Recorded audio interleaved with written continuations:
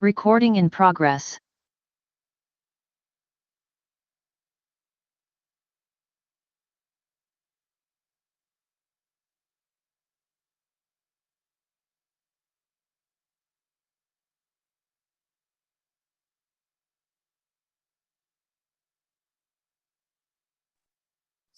Okay, good afternoon, everyone, and welcome to the Joint Society for Biotechnology Japan meeting with Indonesia, Philippines, and Thailand, and welcome specifically to the Molecular and Medical Biotechnology session. For this afternoon, we will have 6 speakers, but the first 3 speakers I will be moderating, and then the next 3 speakers will be moderated by Ms. Carmela Becerra.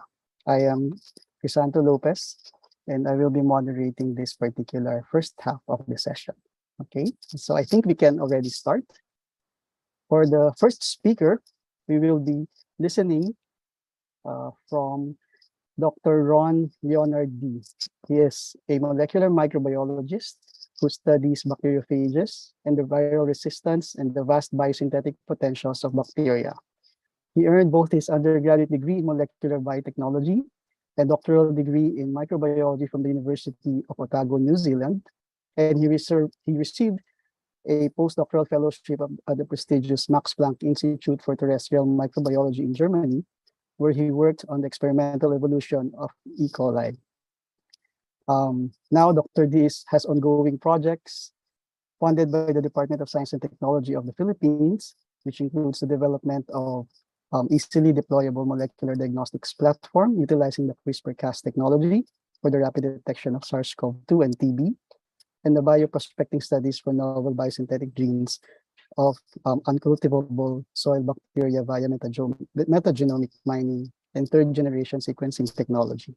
For this afternoon, he will be talking about soil metagenomics for natural product discovery in the Philippines. So without further ado, let us listen to the presentation of Dr. D. Good day to everyone.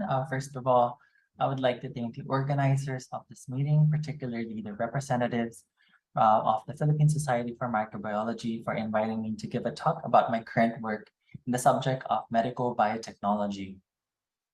So just to introduce myself, my name is Ron, and I am an assistant professor from the National Institute of Molecular Biology and Biotechnology at the University of the Philippines, Diliman. So today I will be talking about some of our exciting work involving natural product discovery from soil microbes found in the Philippines. So I believe the audience we have here today are very much aware that we have this ever-increasing problem of antimicrobial resistance in bacteria.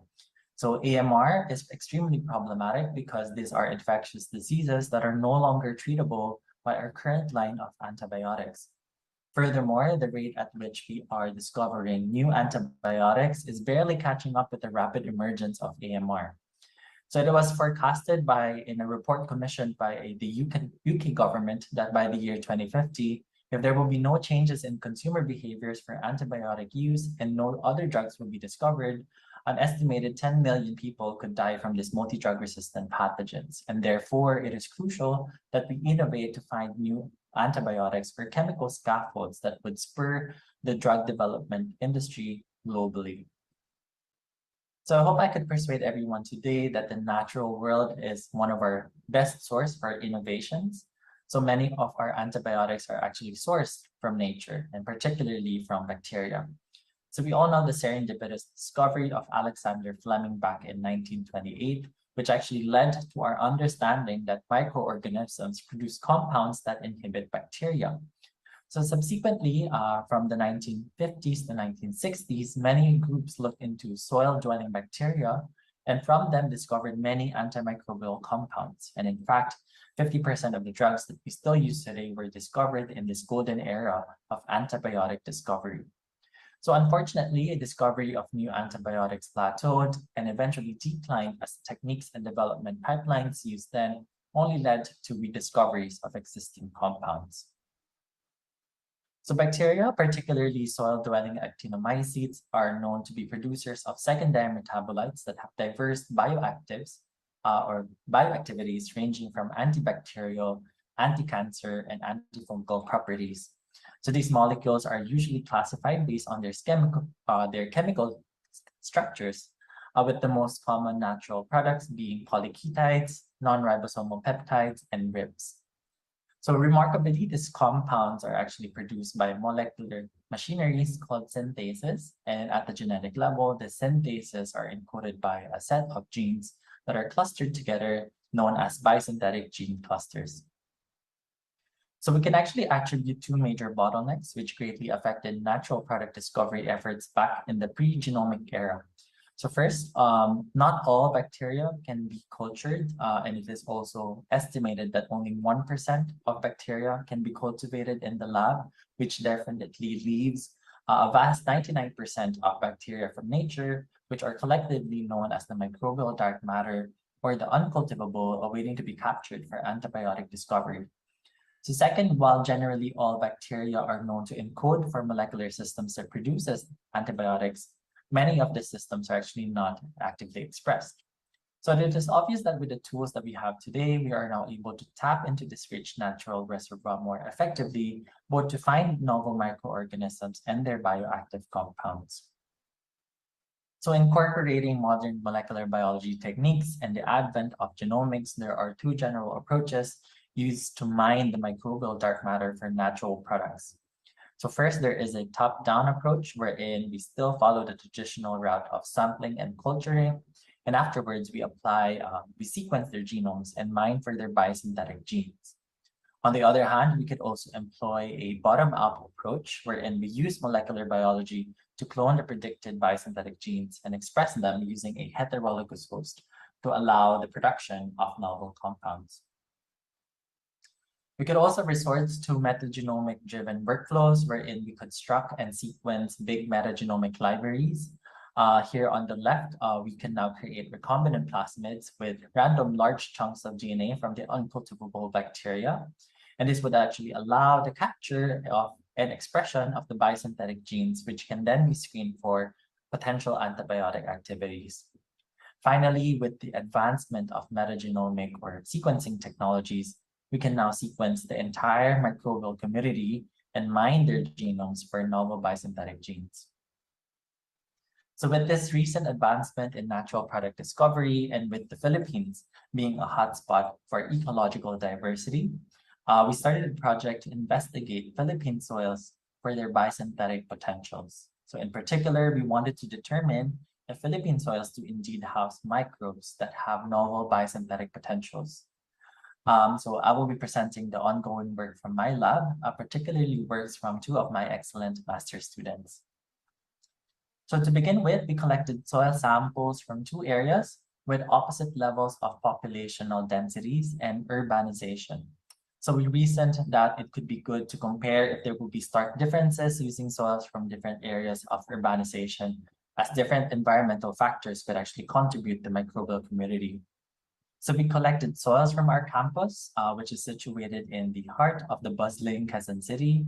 And we also collected soils from the land in Piaong, Quezon Province, which is situated south of Metro Manila, which actually has a much lower populational density. So from these soils, we intend to do a top-down or a cultivation-based approach and a bottom-up metagenomic-based workflow to identify and assess the biosynthetic potentials or capabilities of the inhabiting bacterial communities. So for each soil sample, we extracted and prepared the total environmental DNA or eDNA, which is basically just a pool of DNA from the microorganisms inhabiting the soil. So from this eDNA, we also performed a PCR screen using the generate primers that would amplify conserved domains of known biosynthetic genes. So bacterial natural products are produced by the enzymes encoded as biosynthetic gene clusters. And although the constellation of the metabolites produced are diverse, the cores of the biosynthetic machineries are usually conserved. So therefore, the presence and diversity of the biosynthetic gene clusters could then be captured by using the generate primers and PCR. So the presence of an amplified product would suggest that an eDNA or its soil counterpart has bacteria with biosynthetic genes worth pursuing, and therefore that soil could be prioritized for downstream analysis. So we employed 5 degenerate primers that amplified different cores of biosynthetic genes, such as the non-ribosomal peptide synthase and polyketide syntheses, and found 2 soil samples coincidentally from each areas to be positive for these biosynthetic genes. So we continued with the soil sample from the UP Science Park, which is denoted SP, and this is a soil from the urban area, and the soil from the natural spring, or NS, which is the soil from the rural area.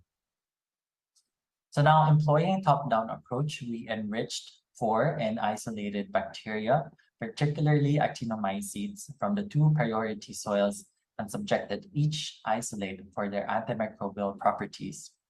So 5 Streptomyces-like colonies were selected from the UP Science Park with 2 isolates, D4 and D6, showing antimicrobial activity against Bacillus subtilis and Staphylococcus aureus. So on the other hand, we found 9 Streptomyces-like colonies, and then we selected this and screened them for the enrichment cultures from the Piaong, Quezon, or the rural area. And we only found 1 isolate, which is S1, that showed antibiotic activity against Bacillus subtilis. So we focus on 2 isolates, particularly the S1 and also the D4, as these are the ones that showed the best antimicrobial activity. And this is good because they are representatives of each of the areas that we sampled. So to fully grasp the biosynthetic potentials of these 2 isolates with bioactivities against Bacillus subtilis and Staphylococcus aureus, we extracted their gDNA and sent them for whole genome sequencing using the Illumina MiSeq platform. So after the genome assembly, both bacterial isolates were confirmed to be Streptomyces. So particularly Streptomyces colonus for isolate D4 and Streptomyces vadineus for the isolate S1. Both Streptomyces isolates were found to have genomes of up to 10 megabases and were found to possess almost 40 VGCs on their genome. So we also compared the genomes of our 2 isolates with other representatives, Streptomyces, and found that our isolates actually have remarkable numbers of biosynthetic gene clusters compared to their relative counterparts. So on the graph on the right, shown in the red and the blue dots, the 2 Streptomyces isolates encode for more NRPS and PKS compared to their closest Streptomyces relatives. So to dive deeper into the biosynthetic potentials of our 2 isolates, and likely pinpoint on what genes or compounds that led to their bioactivities, we looked into their respective biosynthetic gene clusters that they encode.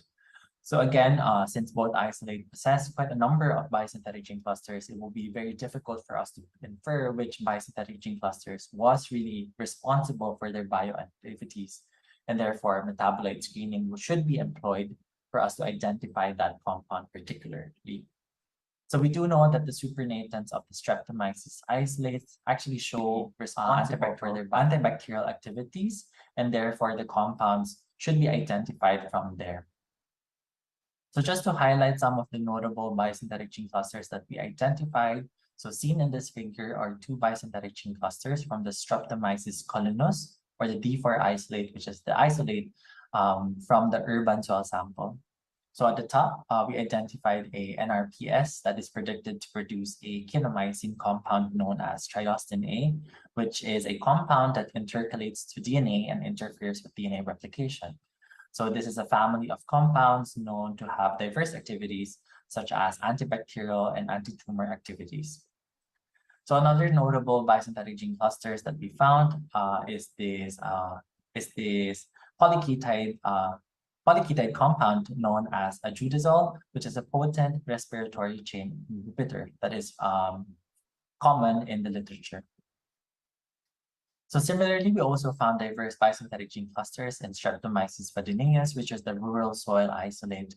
So the 2 most notable biosynthetic gene clusters are this NRPS, which is composed of this 124 kb long megasynthetase gene with 7 modules predicted to produce an anti-inflammatory compound known as cyclomarine D. We also found this hybrid biosynthetic gene clusters, which contains modules of PKS and NRPS, and then this biosynthetic gene cluster is predicted to produce a compound known as polyoxypeptine, which has anti-cancer activities. So from these top-down approaches and integrating genomics, it is evident that we are now able to mine bacteria for biosynthetic genes that could have massive implications for natural product discovery. So far, we've only looked into a top-down approach wherein we are able to really mine biosynthetic genes only from cultivable bacteria. But from what I've described before, we can utilize also a bottom-up approach to natural product discovery to mine the total natural reservoir, and in this case, the total microbial consortia for biosynthetic genes. So we could use a metagenomic approach to create a library of recombinant plasmids with large DNA inserts from the uncultivable bacteria. So once we have cloned these inserts, we can then screen this soil-derived library for bioactivities subsequently mine these clones for their encoded biosynthetic genes from the plasmid. So as you have seen in my previous slides, the biosynthetic gene clusters are generally big, so we do need an approach for us to be able to capture large inserts of at least 20 kilobases in sizes. So we can actually now do this using phosmids and phage delivery methods, such as the kits made available by Lucigen. So we actually have started attempts to construct a metagenomic library for us to mine the uncultivables using a metagenomic library approach. So using the gDNA of the Streptomyces isolates that I've described before, we managed to successfully construct a library for each clone possessing of an insert of roughly around 20 kilobases. So here on the figure, we are able to generate clones shown here. Following the transduction of the phosmids and upon assessment of these individual clones and subjecting each phosmid to restriction digestion reactions. As you can see here in this DNA agarose gel electrophoresis below, each clone actually have different banding patterns, which suggests that each clone have different DNA inserts. So we are now on our way to screen these clones for bioactivities to further pinpoint the genes responsible for the bioactivities of the two Streptomyces isolates we discovered before, and subsequently construct a library representing the two priority soils, one from the urban and one from the rural area. So in summary, I hope I managed to convince everyone here today that genomics and the recent advancement in molecular biology could really provide us new avenues for us to better mine soil-dwelling bacteria for natural products, which could help us address the pressing need for new antibiotics to combat the AMR problem. Soils, regardless of the source, are also wealthy reservoirs for bacteria with biosynthetic potential, such as the two Streptomyces we have successfully isolated, and that they actually showed that they possess many BGCs predicted to have diverse bioactivities. Finally, metagenomics and third-generation sequencing can fill a gap in the natural product discovery pipelines, where these activities could actually allow mining of biosynthetic genes from the uncultivable bacteria. So I just want to acknowledge the students who did the work I presented. Also, Dr. Rosetta Bigol for helping us also in this project. Lastly, I want to thank the funding agencies, the OST, the Research Council of the Philippines, National Research Council of the Philippines, and NIMBP for funding our work. Thank you very much, everyone, for listening, and I will be very much happy to answer your questions. Okay, thank you very much, Dr. D, for the very interesting presentation. I'm sure that some of you who are joining us here have questions. So if you have questions later on, please write your questions in the chat box of the Zoom. While for those of you who are joining us through the e-virtual hall, you may also comment down at the YouTube video. Now let's move on to the second presentation for this afternoon's session, and it will be given to us by Professor Dr. Hiroshi Ueda. He is a professor of Laboratory of Chemistry and Life Science at the Institute of Innovative Research at Tokyo Institute of Technology, Japan. His research focuses on the protein engineering of antibody and other molecules with the aim of biosensing and diagnostics, and he's also interested in developing novel immunoassay principles, such as open sandwich immunoassay and crunch body. He is now serving as the head of the East Japan branch of the Society of Biotechnology Japan, He is the president of Biochemical Assay Society of Japan, an honorary member of Japanese Society of Enzyme Engineering, and a board member of Japan Association of Bioluminescence and Chemiluminescence, and counselor of Japanese Biochemical Society, to talk about isolation of recombinant human antibody for the prevention of rapid diagnosis of COVID-19. Let's all listen to the presentation of Professor Dr. Hiroshi Ueda. Hello everyone. My name is Hiroshi Ueda from Tokyo Institute of Technology, Japan. The title of my talk today is Isolation of Recombinant Human Antibody for the Prevention and Rapid Diagnosis of COVID-19. This is the agenda of the talk. After introduction, I'll introduce current methods to detect viruses and Q-bodies and selection and characterization of anti-SARS-CoV-2 spike antibody. And afterwards, I'll explain about the construction and the measurement using Q-bodies. As all of you know, the COVID-19 has caused and still causing a tremendous problem in your life worldwide. This graph shows daily new cases in the world in millions until the end of September.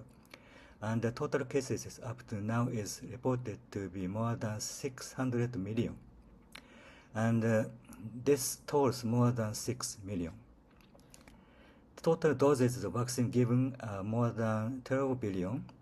And the people fully vaccinated are almost 5 billion up to now. The figure below shows the gene structure and the encoded protein of new coronavirus SARS-CoV-2. Arguably, most important protein in infection is called spike or S protein in the middle of the genome, whose primary structure is shown in below in B.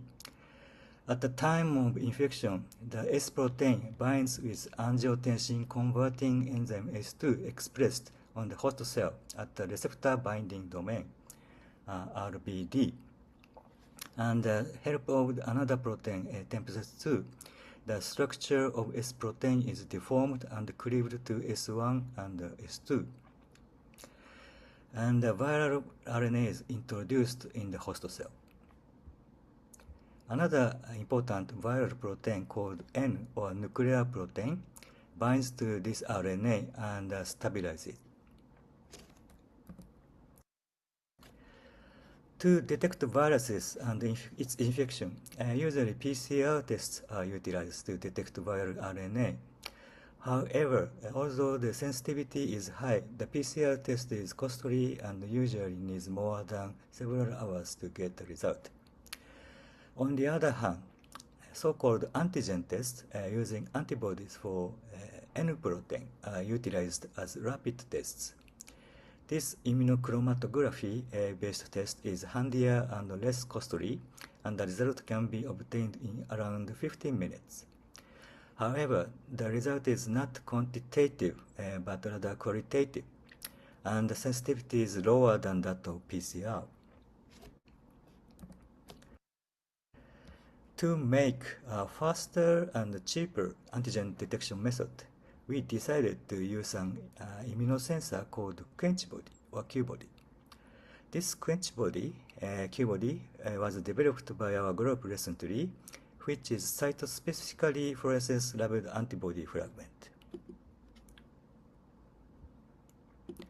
So when the labeled antibody is made, it is quenched first by the amino acids tryptophan in the antibody fragment. But when the antigen comes, it goes out of the protein and fluorescence is recovered. This is the prime principle.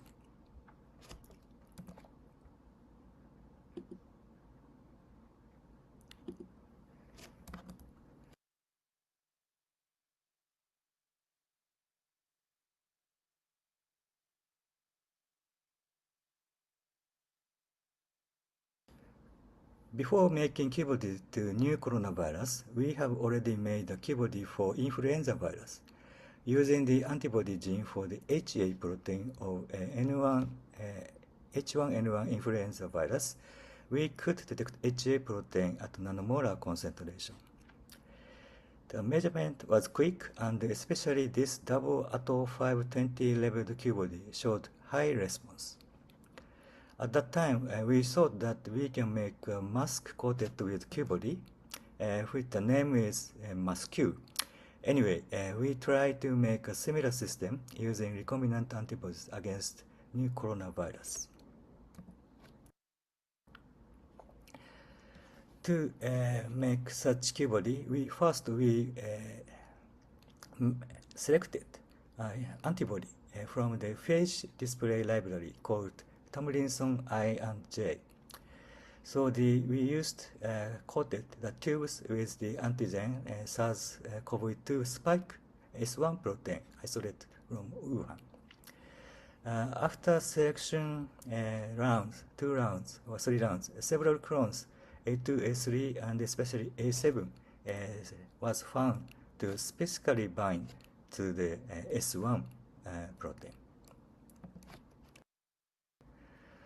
So after selection of the library, we selected clone A7 and converted to Fab fragment like this, and it was expressed in E. coli cells. When we tested its binding activity to RBD here or S1 protein variants, like Wuhan, Alpha, Beta, Gamma, and Omicron variants, almost all showed binding like this in ELISA.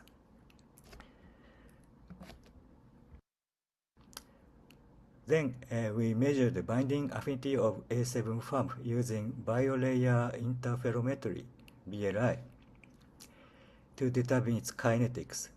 When the biosensor coated with new coronavirus S1, the A7 Fab fragments show such dose-dependent binding and the dissociation curve, and the KD value of 3.5 nanomolar was observed.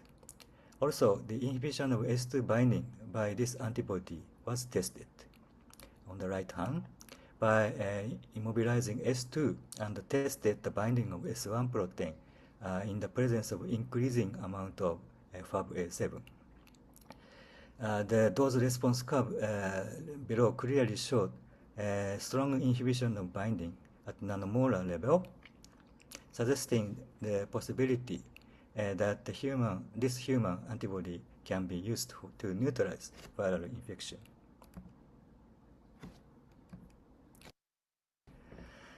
To test this possibility more clearly, a full-sized human IgG1 was made and expressed using mammalian cells. This IgG strongly binds to spike protein with lower KD value from the BLI, and it showed a good inhibition with IC50 value of 0.2 nanomolar.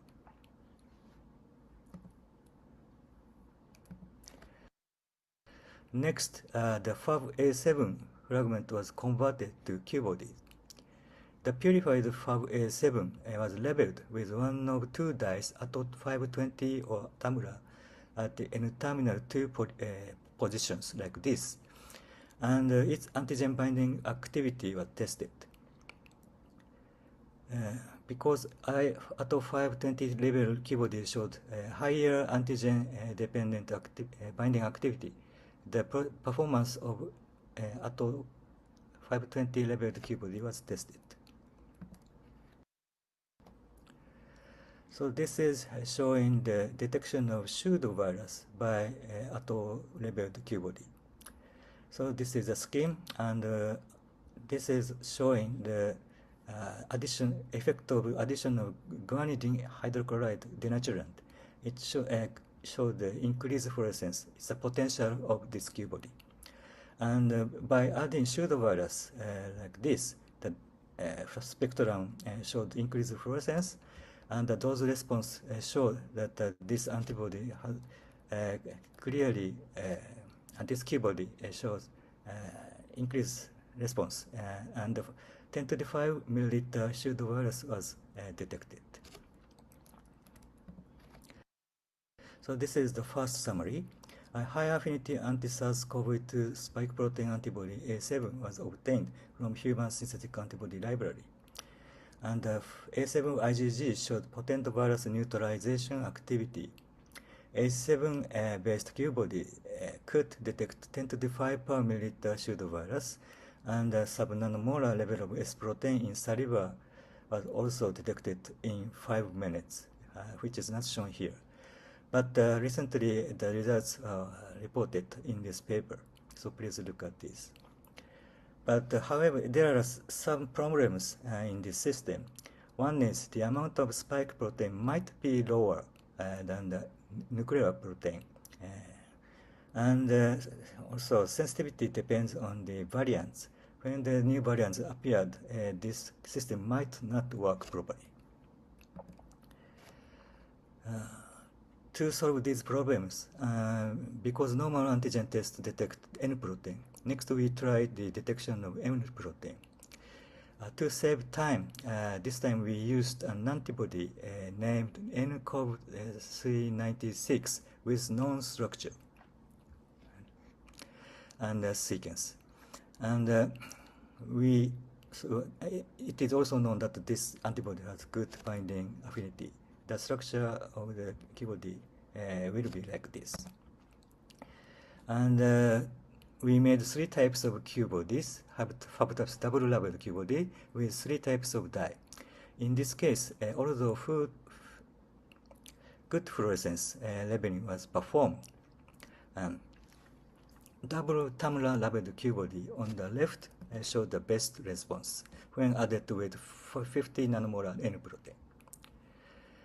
Compared with other Q-bodies. However, another point was found that the fluorescence response was rather slow, needing about 30 minutes to get the highest response. To solve this problem, we try to add something, especially 5% polyethylene glycol or PEG 6000 to speeden the reaction. And the left panel A showed the fluorescence dose response 5 minutes after adding N protein. So this clearly shows addition of 5% PEG dramatically increased the fluorescence response, and the limit of detection was improved almost 9-fold. The BLA measurement on the right hand also showed a clear increase in signal when PEG was added. And also this resulted in increased affinity. Finally, testing of real clinical sample was performed. With the help of Tokyo Medical and Dental University people, nasal swab samples were tested. The result clearly showed that the similar fluorescent response was observed after 15 minutes, even in the negative specimen. And also detection of negative and positive samples was clearly shown. Distinction is clear with the tube-based problem method. So this is a second summary. A high-affinity new coronavirus N protein antibody nCoV396 was used to construct double-labeled FAB Q-body. Tamra-labeled Q-body showed the best response among other dye-labeled ones. However, the response was initially slow and the LOD was 3 nanomolar at 15 minutes. So we added 6% PEG, and the result showed that the reaction speed and LOD were significantly improved to 0.29 nanomolar. Clinical samples were successfully tested with a tube-based fluorimeter, discriminating positive and negative samples. This result was also recently published in this paper. Please look at this in detail. Okay, this is the acknowledgement to the people who were involved. Jim Fordon made a selection the library and made good keyboard. And also Dr. Su in your lab made almost all the result. Thank you very much for your kind attention. Okay, thank you very much for that wonderful presentation, Professor Dr. Ueda. Let us now proceed to the next speaker. It will be given to us by Dr. Endang Sri Lestari. She earned her MD from Diponegoro University in Indonesia and her PhD at Erasmus University Medical Center in Rotterdam, Netherlands. She is a lecturer at the Department of Clinical Microbiology, Medical Faculty of Diponegoro University, Semarang, Indonesia, from 1997 up to the present. Ladies and gentlemen, let us now listen to the talk of Dr. Lestari, which will be about antimicrobial resistance problems in the world and discovery of new antibiotics.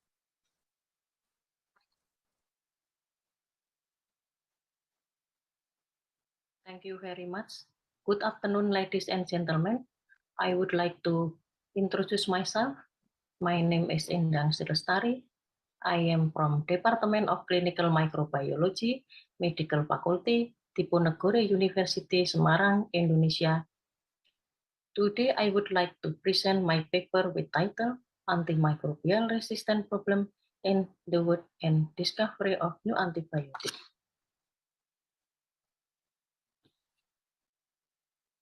Antimicrobial resistance is a worldwide problem in developing and developed countries, in hospitals as well as in the community. Infection with resistant bacteria adversely affect treatment outcome, treatment cost, disease spread, and duration of illness. Antibiotics are commonly used. Antibiotics are medicine that inhibit and or kill bacteria. Antibiotics are used to treat infection. Antimicrobial resistant bacteria are resistant to the antibiotic, no inhibition or killing, failure of treatment. This picture shows the data about the mortality rate attributable to antimicrobial resistance every year by 2050. The highest rate of mortality is in Asia, and the lower rate of mortality is in Africa, Latin America, Europe, North America, and Oceania. Data from global burden of disease shows that global death attributable to and associated with bacterial antimicrobial resistance by infection syndrome. Here, the picture shows the global death attributable to and associated with bacterial antimicrobial resistance. Data from global burden of bacterial antimicrobial resistance show the percentage of methicillin-resistant Staphylococcus aureus in the world. Country with red color show the highest of resistance, and country with blue color show the lowest of resistance. Methicillin-resistant Staphylococcus aureus and SS aureus that resistant to all beta-lactam antibiotics. Here is beta-lactam antibiotics. Beta-lactam antibiotic consists of penicillin, cephalosporin, carbapenem, and monobactam. Cephalosporin antibiotic consists of 5 generations, first, second, third, fourth, and fifth generation cephalosporin. There are many names of antibiotics. This is data percentage of isoniazid and rifampicin for resistant Mycobacterium tuberculosis. The highest rate of resistance is country with yellow color between 30 to less than 40%. This is a data of percentage of third generation cephalosporin resistant E. coli. Percentage of resistance in Indonesia is 70 to less than 50%. This data is carbapenem resistant Acinetobacter pneumoniae. Country with the red color is the resistant rate is more than 80%. This data of fluoroquinolone resistant E. coli, Indonesia, and the resistant rate is 60 to 70%.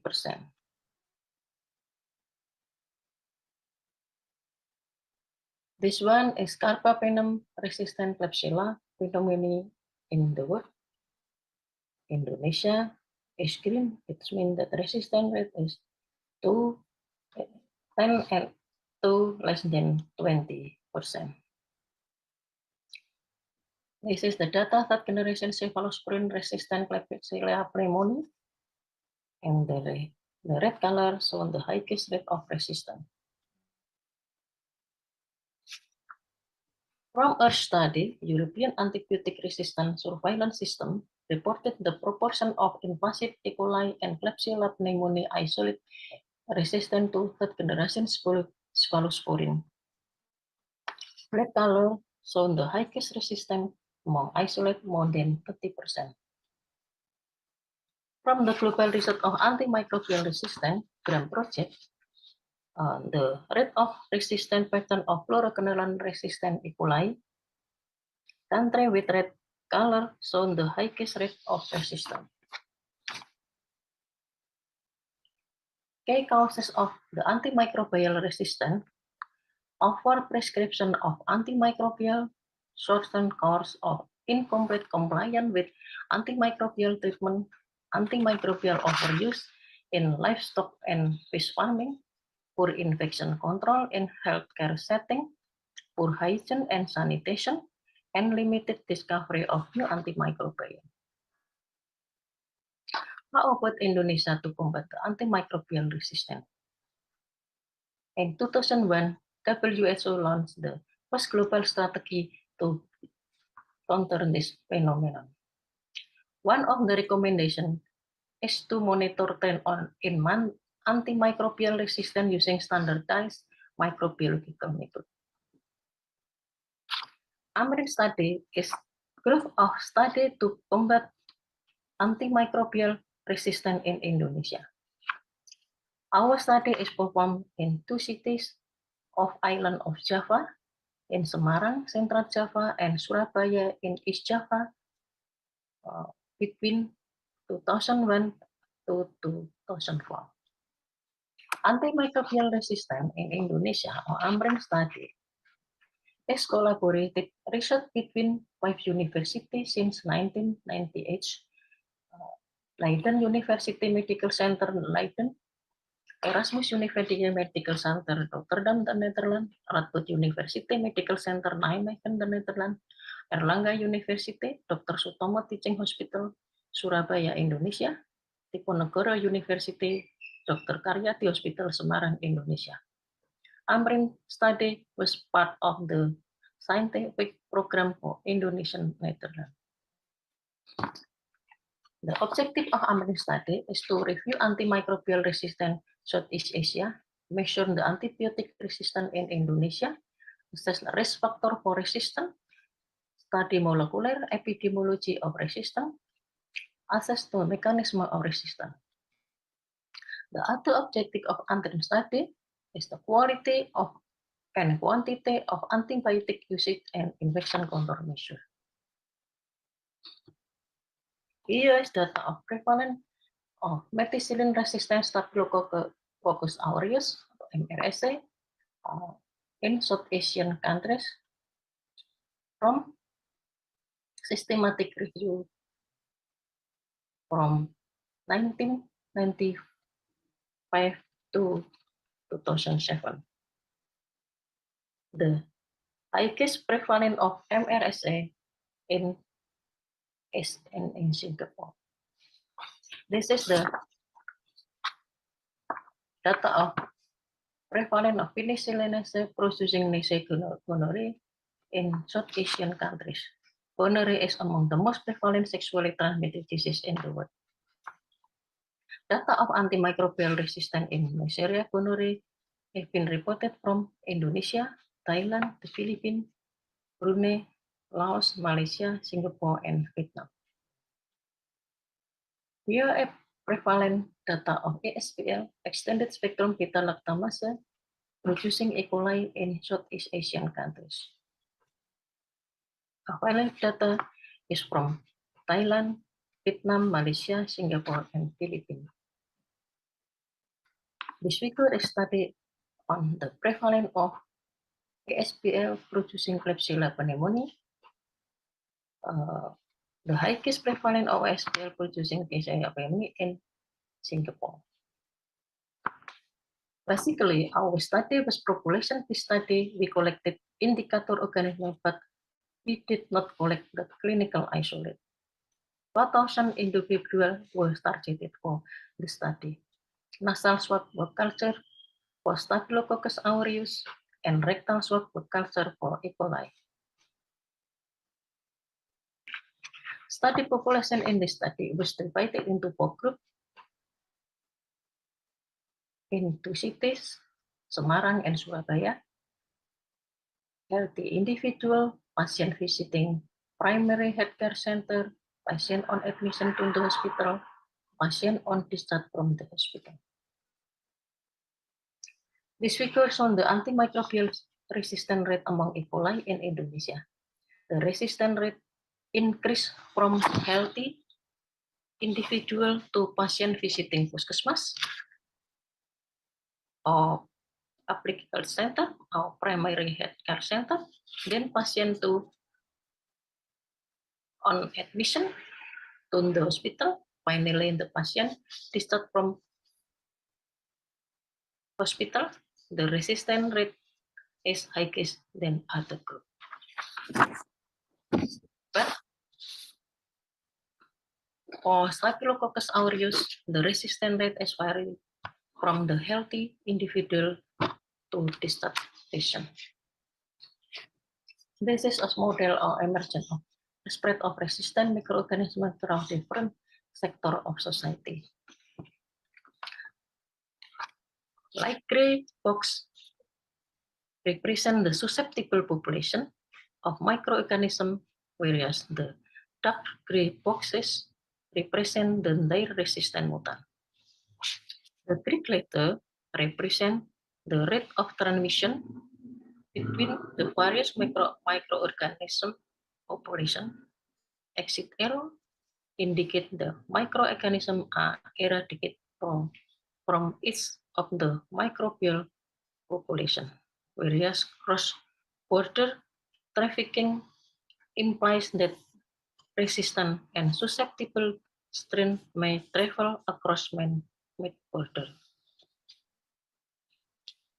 This picture is the speculative chart that shows the line antibiotic invention and antibiotic resistance. The speed of discovery of antibiotic which initially increased but then flat. This meeting point between the antibiotic invention and antibiotic on an emergence of resistance can be called the post-antibiotic era, back to pre-antibiotic era, and mortality rate to infection will be increased.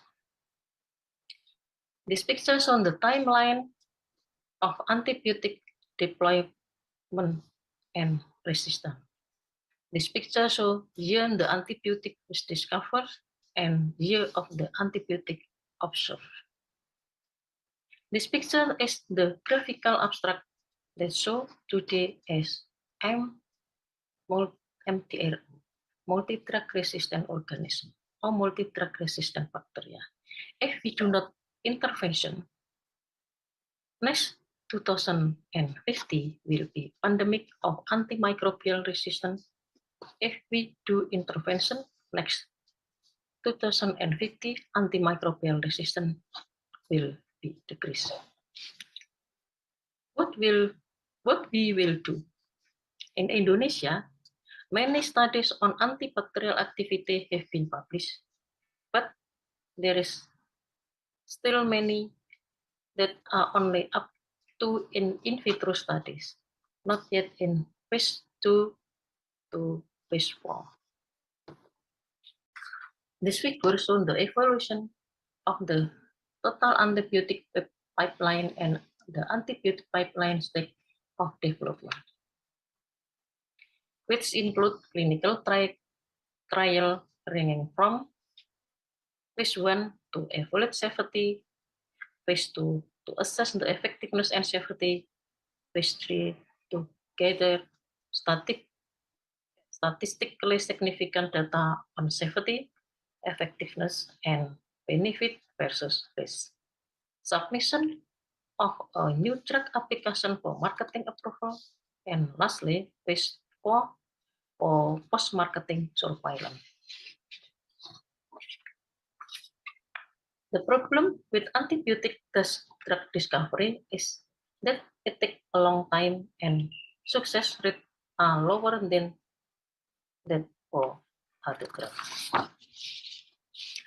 For a compound with promising activity that was discovered in a test tube today, it would be take a couple of years of research to find a candidate suitable for further development as a drug, and then another couple of years to complete all the testing required to undertake a first trial in human.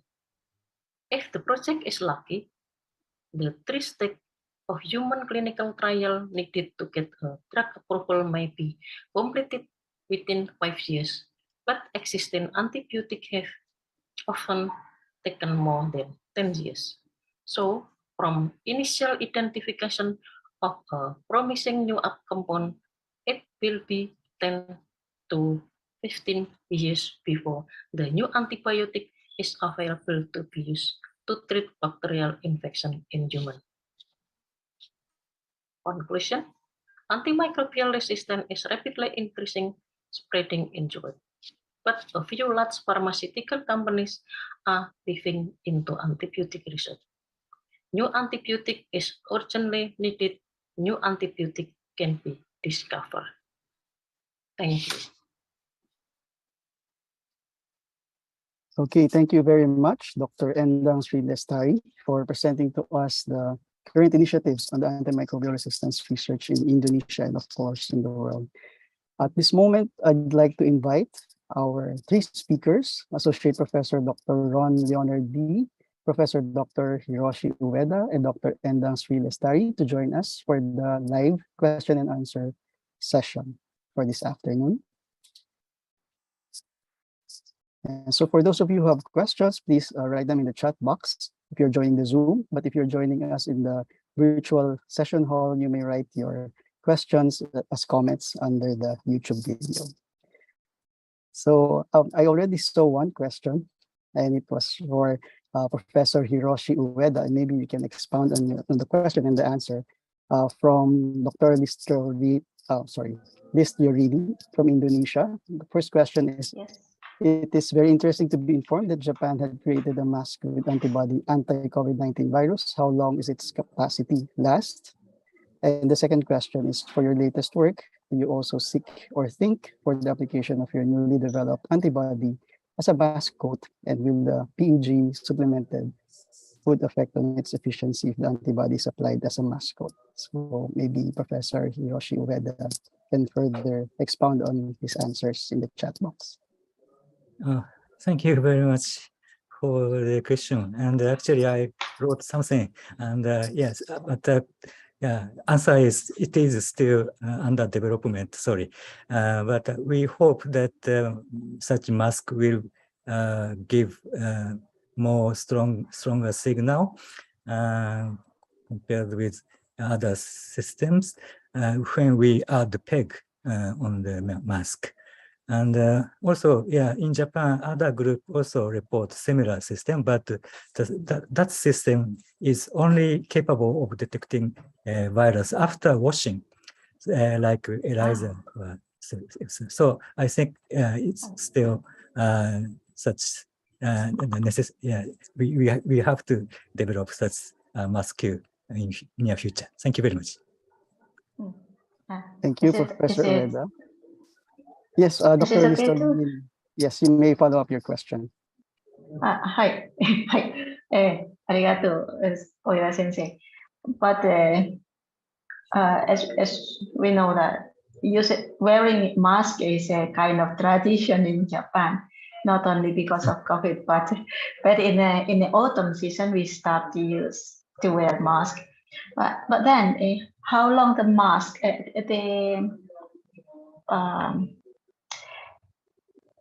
that mask could be stored Mhm. until it lost the capacity to find the virus. If it is already in the market, for example. Yeah, I really miss actually, Japan, yeah, actually. that's a very good point. I think so. Yeah, the storage period and the stability is very important. So yeah, we have to make very stable, yeah, Q body and also its mask system. That will yeah task. Is it Yes. is it also possible that the environment situation, the humidity or the humidity of the air also affect the antibody itself? Yeah. Yes, usually, yeah, we store Q bodies in the freezer or deep freezer. That's more, yeah, stable condition. But yeah, we have to, yeah, we will test in more room temperature and in humidity conditions. But yeah, yeah, yeah, I understand. Yes, thank you very much. Points. Arigato, sensei. I miss Tokyo so much. Okay, thank Hi, you very arigato. much. Thank you Okay. so much. Now we have a question for Dr. Rondi from Bicol University. I think it's from Dr. Paet, and it's in the chat box. Is it possible to build a metagenome library targeting the BGCs only? What microbial or host system is usually used if BGCs with antimicrobial bioactivities are to be overexpressed? Hello. So to answer the question, is it possible to build a library targeting BGCs only? I think that's impossible. So if you're wanting to mine the diversity, you don't really expect that all of them would be uniform. So therefore, you cannot really mine all of them in the same way. So therefore, the metagenomic library should be as diverse as possible, or it should be a non-biased as much as possible. So you could mine all the diversity that is possible in a eDNA. To answer what is the normal microbial host generally used. So for our purpose, we use E. coli just because it is genetic manipulatable. But then for others, to overproduce BGCs and also to overexpress by small molecules, generally they either use yeast or streptomyces. So those are the two common producers of BGCs or biocompounds. Okay, thank you, Dr. Lee. I hope that well, he was able to answer your question, Dr. Paet. Are there other questions? And there's a question for Dr. Endang. So far, how is development of antimicrobial agents from natural product done? That's from Dr. Listerine. Thank you very much for the question.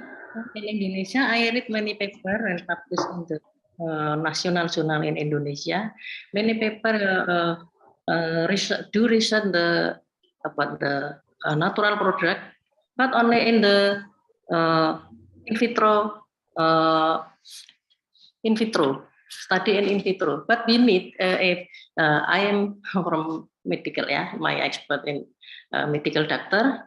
I also teach many medical students and many medical specialists that we need antibiotic, new antibiotic, because for example, about the multi-drug resistant bacteria or methicillin resistant Staphylococcus aureus. Staphylococcus aureus almost resistant to almost the beta-lactam antibiotic. So we only have one antibiotic that gives the patient with multi-drug-resistant bacteria. So maybe the next time, well, maybe in 2050, maybe we can like pandemic like COVID-19. So I for medical view. So maybe we need my colleague here to do research, but not in the in vitro study, but so continue in the animal model and then the clinical trial in human. Like because many study in Indonesia I read only in the in vitro research in the laboratory. So if the antibiotic can give for treatment in the patient, we should do the continuing research for animal study. For example, I have a medical student do research about the antibacterial activity in vitro, and then for in the undergraduate medical student, and then we continue to do the animal model to continue upon the active antibacterial activity for infection in the infection causing by methicillin resistant staphylococcus like this. If the result of the study is okay, maybe we can continue to the for clinical trial like this. Thank you. Thank you very much for your answer, Dr. Endang. Are there other questions for our presenters this afternoon? You may also unmute your microphone if you want and ask your questions.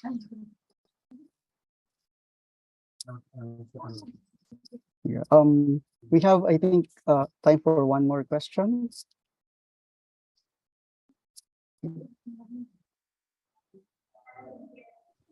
Dr. Listerini, I see. Oh, wait, let's give a chance first to Dr. Gusna Miar. She's also raising her hand. Please go ahead. You may ask your question and with your microphone, please.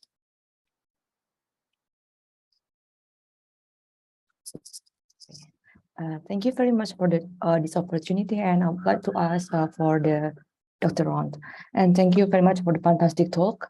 I just wondered about the technology or the methodology that you use to culture your unculturable bacteria.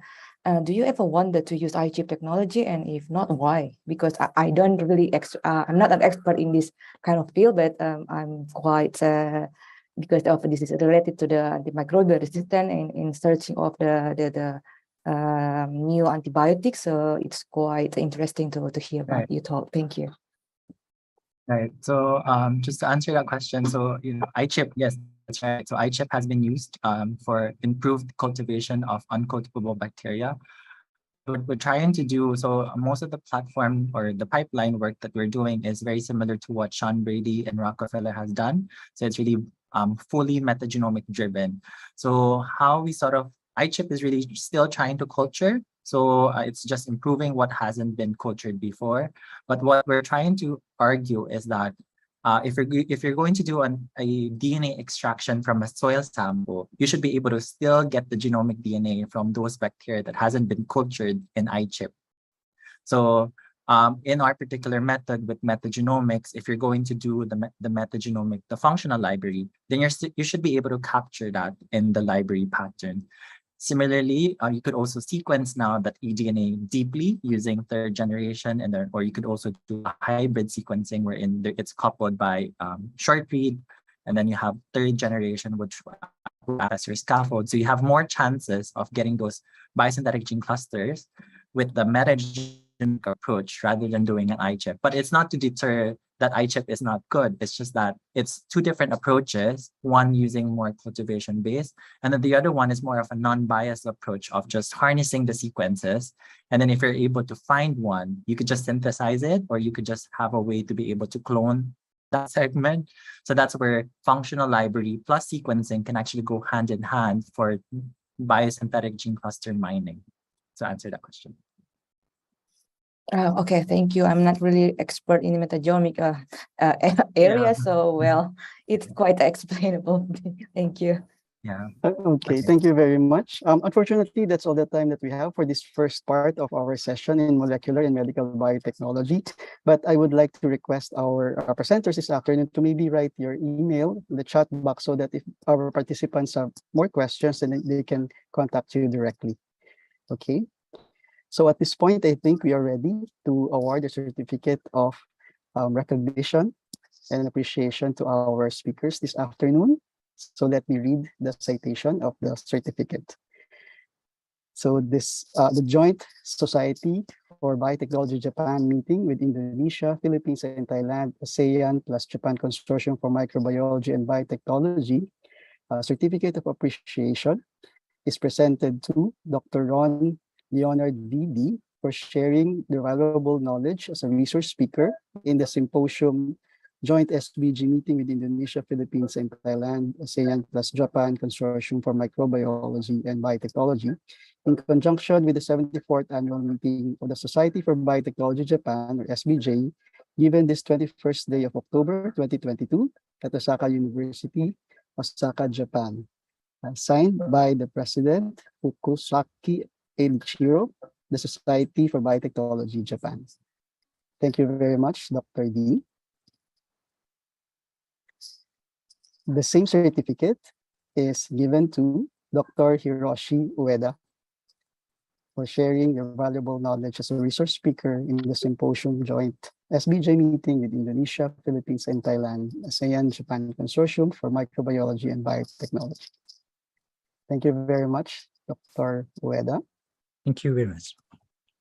And also, this same certificate is given to Dr. Endang Sri Lestari for sharing their valuable knowledge as a resource speaker in the symposium joint SBJ meeting with Indonesia, Philippines, and Thailand. Yeah, thank you very much, everyone, for joining us.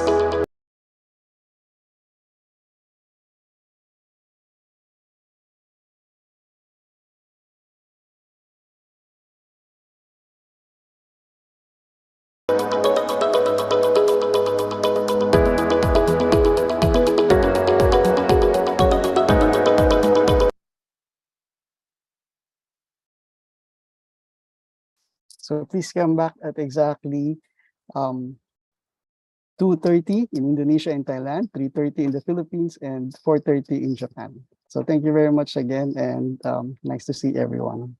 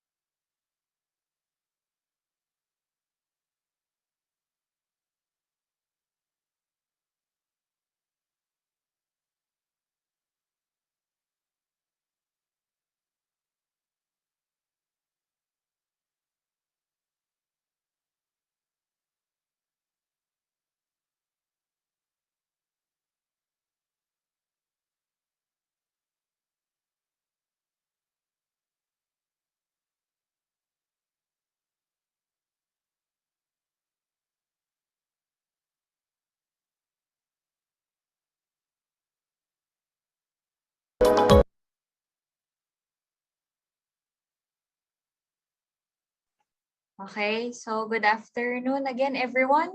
Welcome to the second part of our molecular and medical biotechnology parallel session. Before we start, I would like to remind everyone that after our event, there will be a evaluation that you should answer to receive your certificates. Okay. So to start the session, my name is Carmela Vicera. I will be your moderator for this session. Okay. I would like to introduce our first speaker. I'm sorry.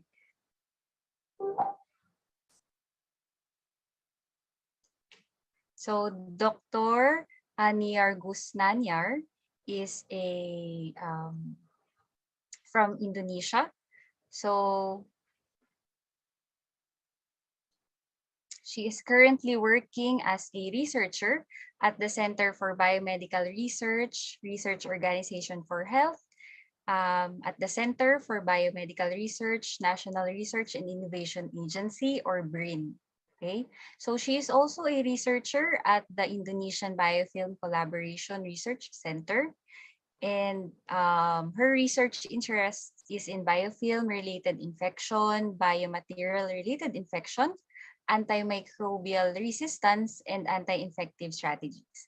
So Dr. Niar is a graduate at the University of Medical Center Groningen at the University of Groningen in the Netherlands. So she took her PhD there.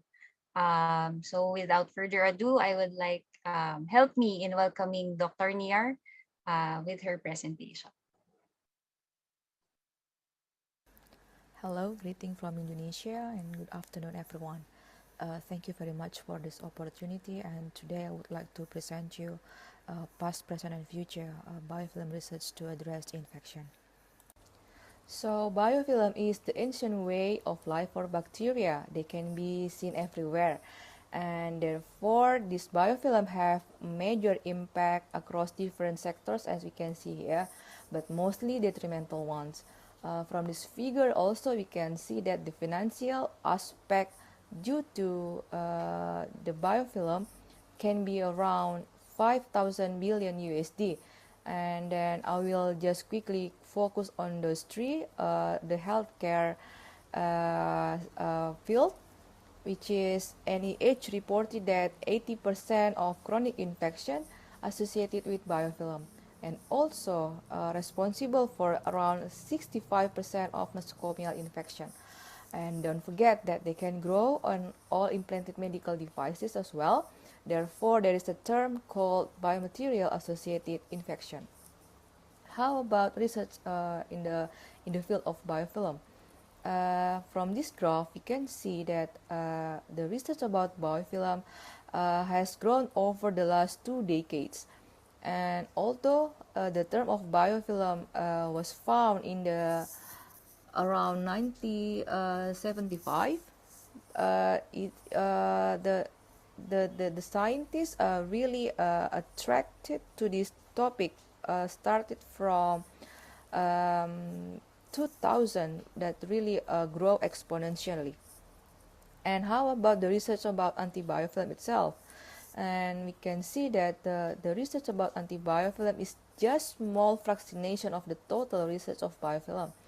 And because of the impact of biofilm in the healthcare system, Professor Rombau also found that only if she combine antibiofilm plus infection, there are only very tiny fraction of papers that mention about this research. So from this report, we can conclude that there are still many opportunities for translational biofilm research. So what is exactly definition of biofilm? A classical definition of biofilm is a structured community of bacterial cells that enclose in cell-produced polymeric matrix and also need to adhere to an inert or living surface. By saying that definition is also well known about the conceptual or classical model of biofilm formation, that there are some main stages in order to form a biofilm. So there is attachment phase, there is a growth phase, and also there is a detachment phase. In the attachment phase, planktonic bacteria will sense the surface, and if they prefer to off the surface, they will attach, and then after they attach the surface, they will form a microcolony. Sorry, the pointer. They will form a microcolony, and then this microcolony will enter the proliferation phase. And in this phase, the indication is that we can see a viable 3D structure, which is mimic or similar to mushroom type. And then this mushroom type needs to be mature first before they enter the dispersion mode. So after they get mature, the biofilm will be, or the cells on the biofilm will be released from the consortium in order to search for another surface to be colonized.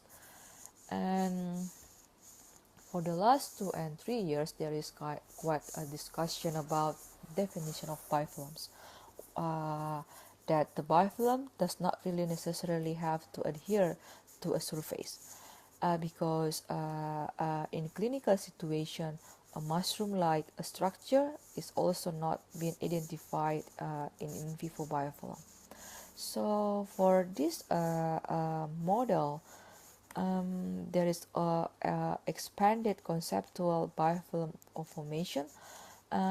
This schematic propose updated model of biofilm, which is they include several aspects like different habitats, condition, and also microenvironments, as well as the possible influx of new cells. So, as in addition, the new model also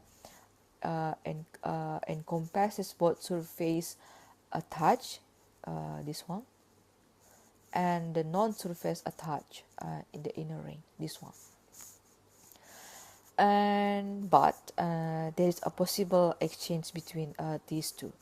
So bacteria can enter at any point, and this model enable a more dynamic overview that can be used to explain biofilm scenario in clinical environment and also industrial habitat. So in the aggregation and attachment mode, during this event, bacteria aggregate or to each other.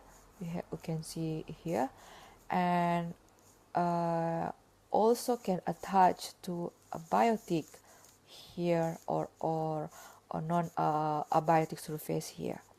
So after they aggregate each other, they will enter the growth and accumulation phase, which is they will expand their growth, and also they will recruit of surrounding cells, and after that they will enter this aggregation or and detachment phase, and during this event the bacteria can leave the biofilm as aggregates or as a single cell, depending on the mechanism.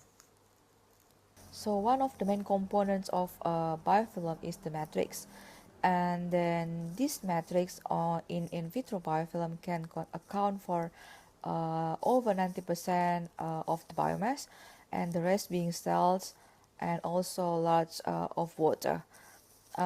This matrix can consist of varying blend of biopolymers, ranging from polysaccharide, eDNA, lipids, and also protein.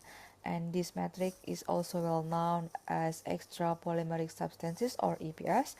And this EPS still considered as the dark matter of biofilm because the diverse composition and also the difficulty in analyzing it, and because the dense packed community cells and matrix components lead to the heterogeneity of a state of growth and metabolic activity in biofilm.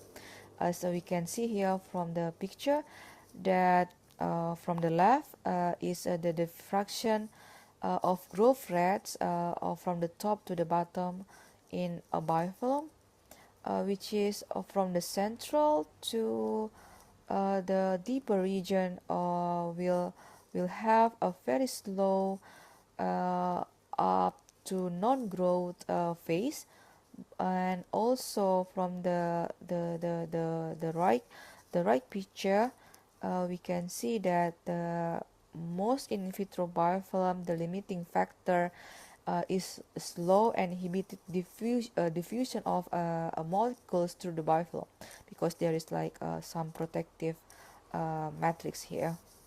Especially oxygen is play a central a role for the biofilm growth, and the high oxygen consumption of the outer layers of cells restrict the amount of oxygen reaching the central and deeper layer of the biofilm. That's why they have a very slow growth.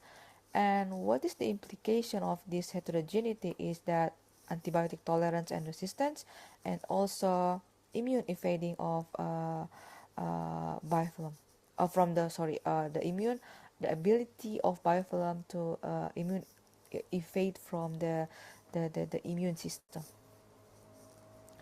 And we also have to remember that EPS immobilize biofilm cells and keep them in close proximity. That's we call it like a cohesive structure. And by this close proximity, it allows them to have a very intense interaction, and also cell-to-cell communication, and also formation of the synergetic microconsortium. So how do we study biofilm so far? One, we can use in vitro research, and then in vitro research can be classified using a static model, which is a closed system. Then the example is 96 well plates, and dynamic system, which is we use like a flowing system. And then we can use microcosm that really closely mimic the in situ condition. And in this model we employed several bacterial species or materials, and also we can co-culture bacteria with human cells to these models. And in vitro research so far mimics the the the classic biofilm formation, but some people say that really this model is really oversimplistic, because we did not count human response, we didn't count the microenvironment, but don't forget that from this model we can study the biofilm physiology. We know how the EPS and then the heterogeneity of biofilm, and we still also use the model to understand genes related biofilm, and also the regulation process in the biofilm itself.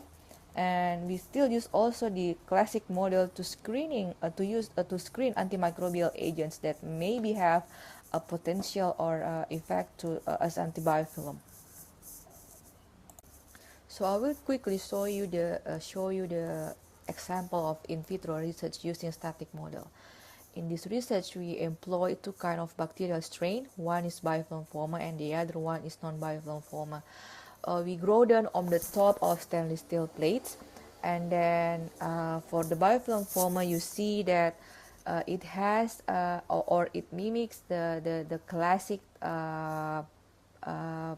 biofilm formation schematic that the slide that I showed you before. There are kind of mushroom type, and for the non-biofilm former you don't see that, because they don't have the EPS that glue them together. That's why you can see all the scattering planktonic bacteria on the top of the structure here.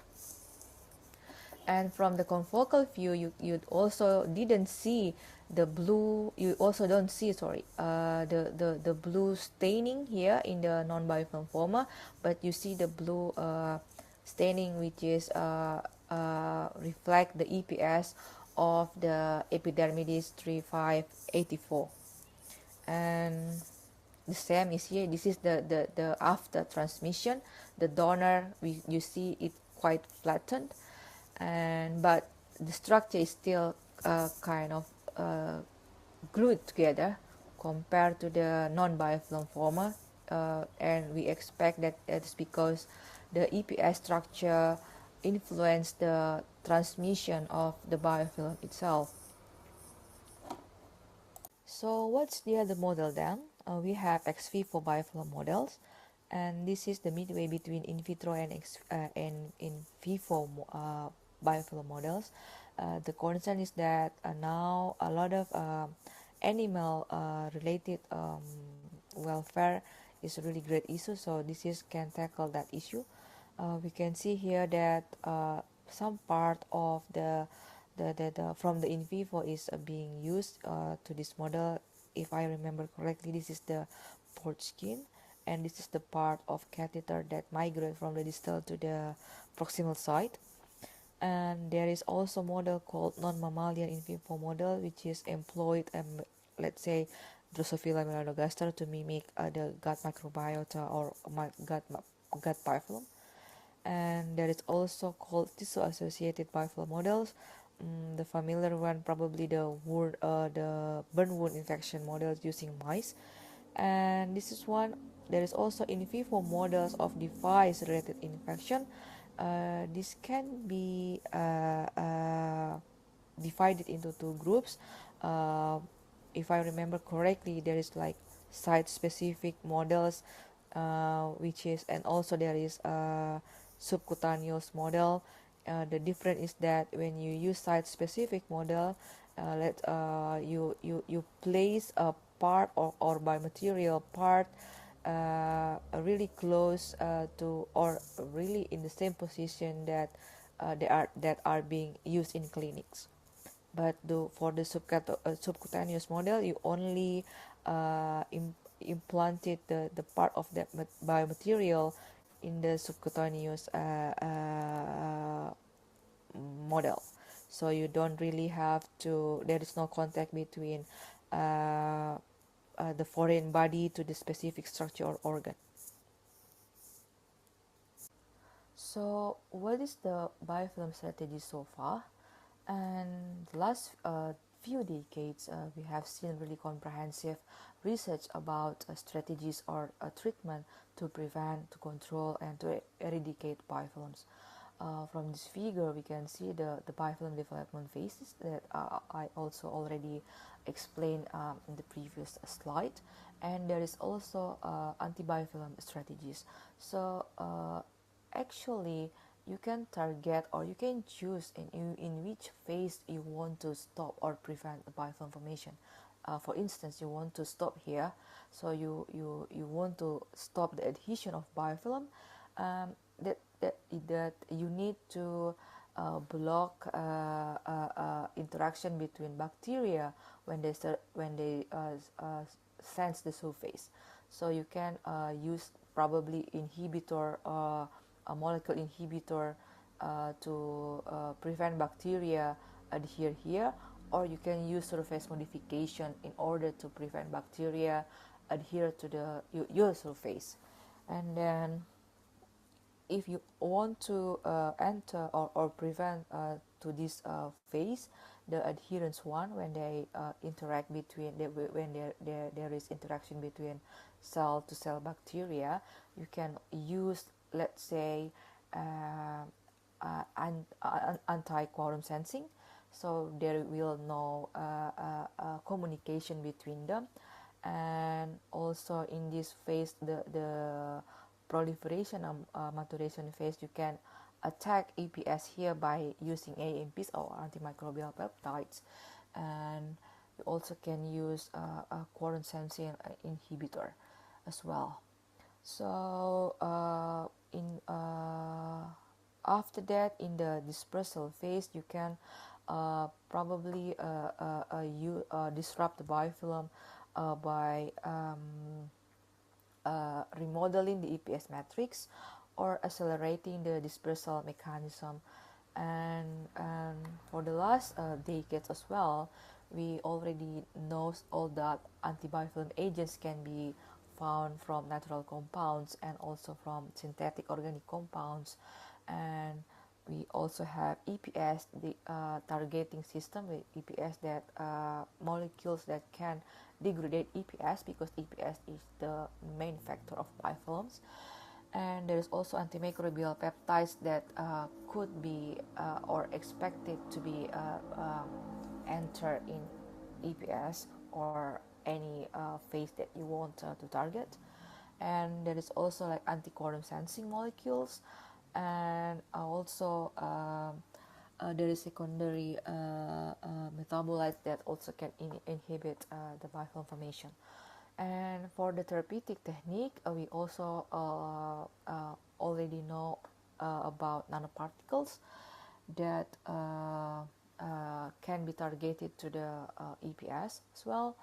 And there is also photodynamic therapy, and probably quite new or recently rise again is the phage therapy. Actually, this is not really new one. It's already been used like very quite long time ago, but maybe this approach rises again for the after like post antibiotic era. So many people use phage therapy to combat or to control biofilm, and also using vaccines and the CR is SPR technology. So after all those technologies, why there is still a lot of biofilms or high rates of biofilm infection? Some aspect maybe we need to reconsider or rethink again. First one is our model, like experimental model. We are lacking of standardization of protocol and data analysis. And second one is related to the model again. We need to think about the relevance situation and also the model that we want to apply with. And we need also more knowledge about the environment. In this case is microenvironment within the biofilm that let's say in the immune response that maybe also quite not forgotten but not yet employed in our in vitro model situation. And we are lacking of basic understanding of how antibiotics really interact with the biofilm, and the age of biofilm influence the susceptibility, and this is also quite related to the in vitro model that we won't choose. And another aspect that quite attract some aspect or some scientists now is the expanding the conceptual biofilm formation, which is this one addressed for the aggregates. As we remember that aggregates mostly happen in let's say wound infection and also cystic fibrosis infection, and which is they don't really have kind abiotic surface. They directly into the tissue, and they don't really have quite thick biofilm, let's say, and therefore we need to consider about these aggregates role to this the biofilm formation. So now we have Indonesian Biofilm Research Collaboration Center.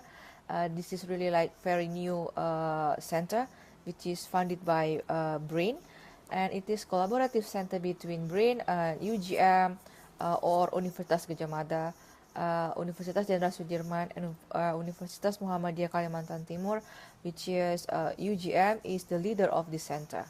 And the center focuses on medical biofilm research for now, and the research group on the center is divided into two parts.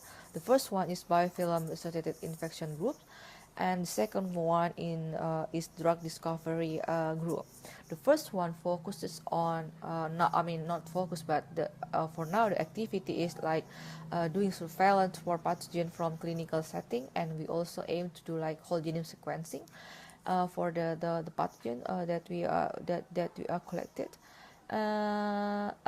Also we will do like or build diagnostic for biofilm based on EI, and also we will do microbiome research.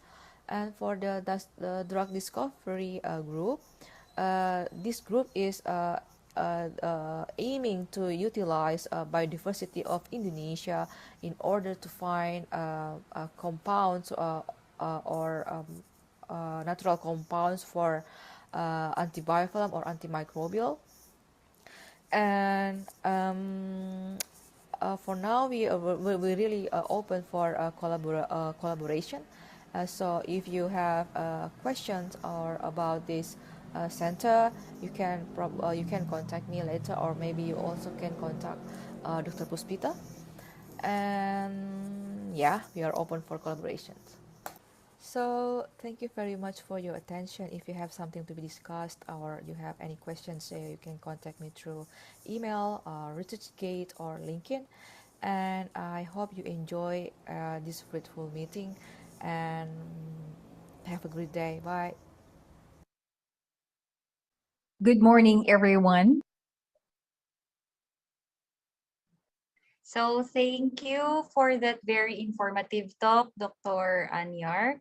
To our audience, if you have any questions, so please don't hesitate to send your questions in the chat box for those who are with us here in the Zoom. For those who are in the website, you may also send your questions in the chat box down below the video. Okay. So we will proceed to our next speaker. Our next speaker is Dr. Doralyn Dalisay. So Dr. Dalisay is a licensed pharmacist. So she is also a registered microbiologist and a natural products chemist whose expertise and research interests cover microbial marine invertebrate and plant natural products for drug discovery. So Dr. Dalisay obtained her PhD in microbiology at the University of South Wales, Australia. She received her postdoctoral fellowship at the University of California, San Diego, and she has also engaged in several drug discovery scientific research at the University of British Columbia in Canada and at the Washington State University in Washington. So last June 2015, she returned to the Philippines as a DOST Balik scientist, and she established her research program on natural products drug discovery at the Center for Chemical Biology and Biotechnology at the University of San Agustin in Iloilo City. So Dr. Dalisay has different publications on microbiology, natural products, chemistry, mass spectrometry, and nuclear magnetic resonance. So she has also 2 US patents on compounds with antibiotic and anti-cancer activities. So recently, Dr. Dalisay has received the 2022 Excellence and Innovation Award by the Australia Alumni Excellence Awards by the Australian Embassy in the Philippines, and the 2020 DOST Science for the People Award for Basic Research. So this afternoon, Dr. Dalisay will be sharing with us her recent discoveries from her laboratory.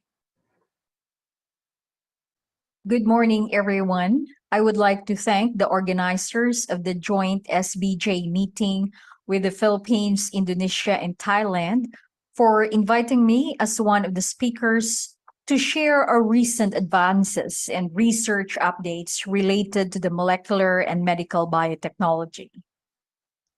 Antimicrobial resistance is a natural phenomenon that occurs when disease-causing microbes change over time to become superbugs, meaning they are harder to treat because they can resist the drug's effects, thus increasing the risk of severe infection and death.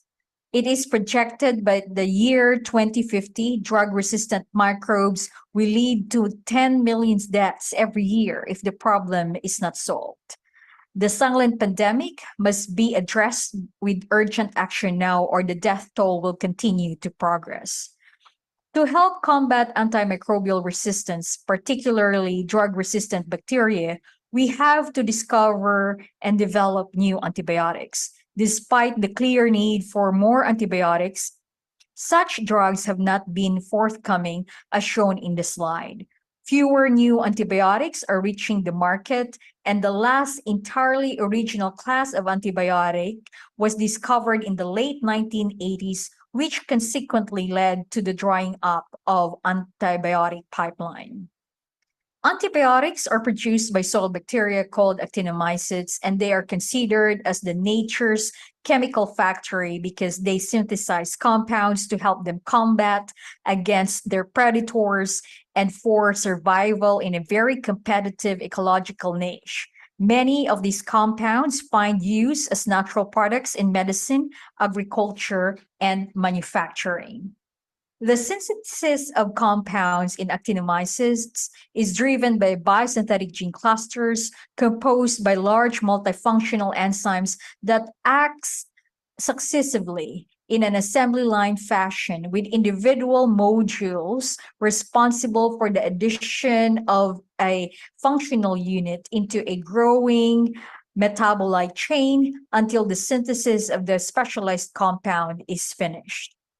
Our laboratory at the Center for Chemical Biology and Biotechnology at the University of San Agustin in Iloilo City, Philippines, focuses on antibiotic bioprospecting using marine sediment-derived actinobacteria with the hope to discover an antibiotic lead that can be developed to an antibiotic.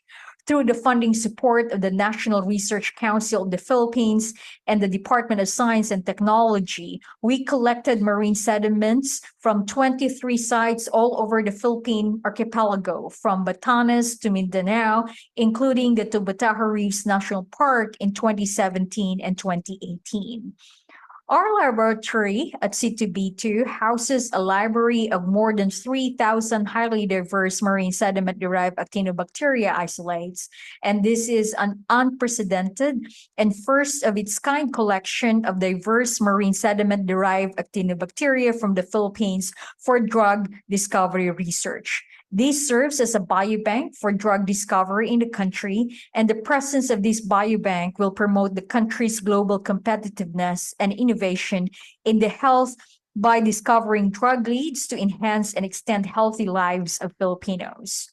We use omics strategy, specifically metabolomics, using mass spectrometry and nuclear magnetic resonance, and genomics to mine the natural products produced by the actinomycetes, including the in vitro bioassay screening against multi-drug resistant pathogens.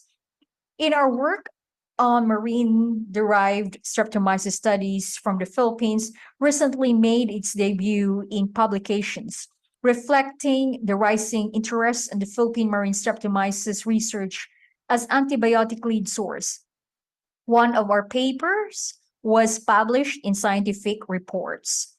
A total of 2,212 marine actinomycetes were recovered from 11 sampling sites, and this library was screened for antibiotic activity against resistant strain pathogens that resulted to 218 hits, which subsequently tested for secondary screening, resulting to 92 isolates with 4% hit rate with confirmed antibiotic bioactivity. The 92 strains were closely related to the genus Streptomyces, and it is related to 19 species. And based on the 16 sRNA gene sequences, these 92 strains isolates were clustered together into 13 major clusters, with the biggest cluster belonging to S. parvulus. And from the 92 active strains, we identified 3 novel species prospects, which will be reported soon for publication. We observe a varying antibiotic and anti-cancer activity exhibited by multiple strains, despite their similar taxonomic identities as shown in the purple color around the ring. Also noted, we found variation in biosynthetic gene clusters in the isolates, specifically PKS1 and PKS2, between Streptomyces species as shown by the colored shapes next to the heat map. A novel Streptomyces strain isolated from the marine sediments of Tubataha Reefs National Park in Palawan, Philippines, was investigated for its phylogenetic, phenotypic, chemotaxonomic, and genomic features, including metabolomics, as part of the 2000 Actinobacteria library collection that we recently reported in scientific reports. A fluorescence-based assay through a live dead cell differentiation was utilized to determine its antibacterial activity. The cell population density in a flow cytometry was clustered into two regions based on the physiological status. The R1, or the propidium iodide labeled cells, are the dead cells with the damaged membrane, and the R2 area are the calcine labeled cells, and these are viable cells with intact membrane. The DMSO treated cells showed high population of about 94.6 in R2 area, which considered live and viable cells. However, DSD3025 showed about 99.8% in cluster R2, indicating non-viable cells, and the bactericidal activity of strain DSD3025 is comparable to that of 70% ethanol, which showed 98.5% of its cell population that are killed. The bactericidal activity of DSD3025 was further validated by standard total plate count to confirm if the damaged cell membrane damaged cell population observed in the flow cytometry are dead cells. And comparing to DMSO that shows growth on the plate, DSD3025 and 70% ethanol treated cells showed no growth after 24 hours of incubation, indicating and confirming that DSD3025 has induced the SRU's cell death via membrane damage. The anti-proliferative activities of the DSD3025 extract against breast cancer, colon cancer, and ovarian cancer cell lines was determined by MTT assay, and the extract demonstrated an anti-proliferative activity in a dose-dependent manner, exhibiting a complete inhibition against all cancer cells at 2 milligrams per ml, and showed a dose-dependent anti-cancer activity. The phylogenetic analysis revealed that DSD3025 has shared a 16 RNA gene sequence similarity with species, particularly the Streptomyces deacarni and Streptomyces rhinocalinae.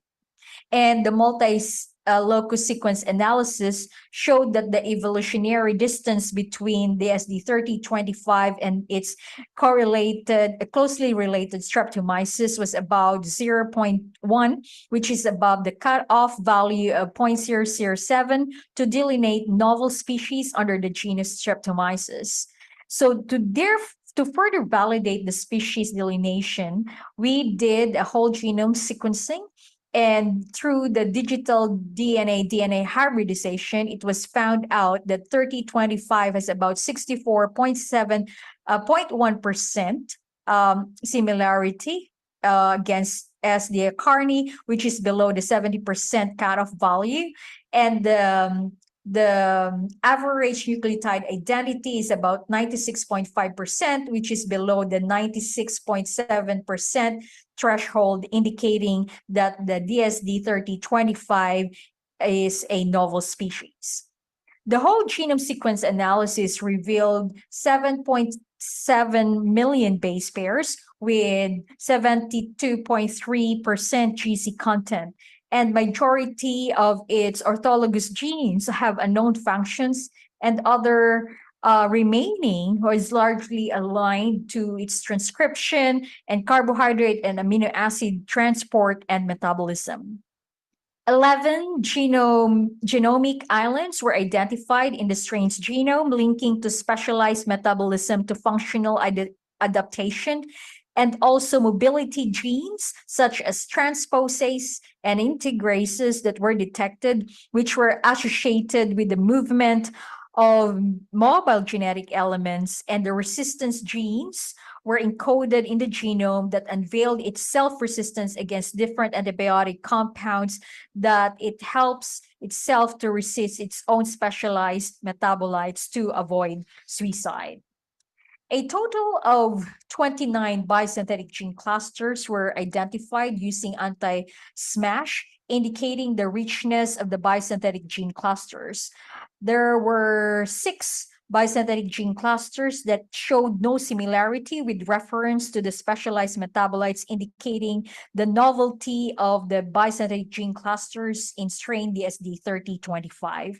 And based on our analysis and comparison with the known databases, an indole bisynthetic gene cluster was common cluster between the SD3025 and its closest phylogenetic neighbor, the S. diacarni, and link in the biosynthesis of indocarbazole core with the condensation of a true 2-tryptophan unit that includes the coordination of Reb-C, Reb-O, Reb-D, and Reb-P genes. One interesting finding that we have found in our genome mining analysis was the presence of the FAD-H2-dependent tryptophan halogenase, and also associated with the flavin reductase in a cluster 1 of DSD3025. And these two component halogenase systems were not detected in the S. diacarni, thus indicating the differences in the biosynthesis of halogenated indocarbazole compounds between the two strains.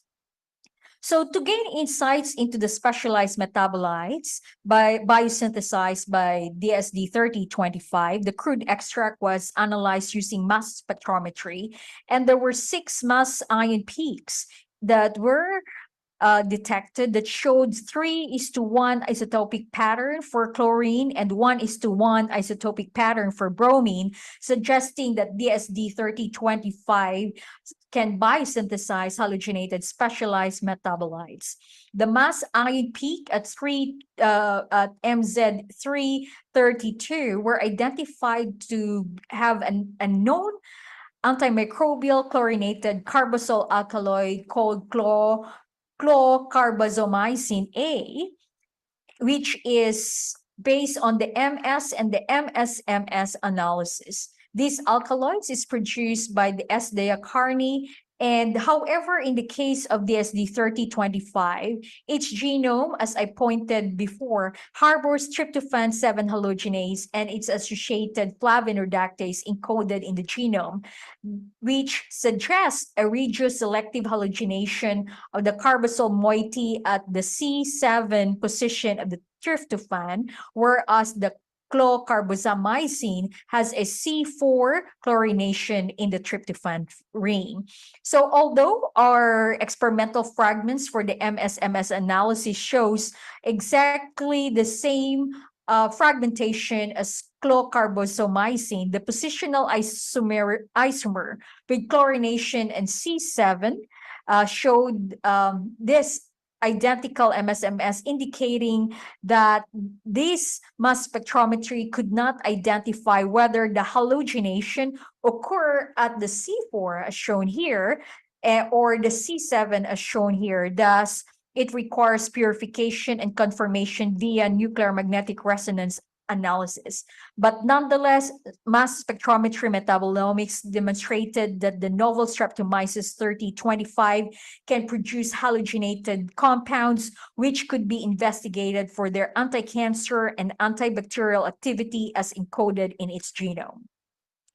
So as I pointed before, the halogenation of compounds identified in DSD3025 was highly attributed to the detected tryptophan 7 halogenase and the FAD H2 dependent halogenase that catalyzes a selective CH halogenation of aromatic compounds, and the tryptophan 7 halogenase that utilizes the flavin reductase into activated organic molecules that with the existence of a double bond susceptible to electrophilic substitution. And note that only tryptophan is radioselective chlorinated at the C7 position as facilitated by a specific flavin reductase.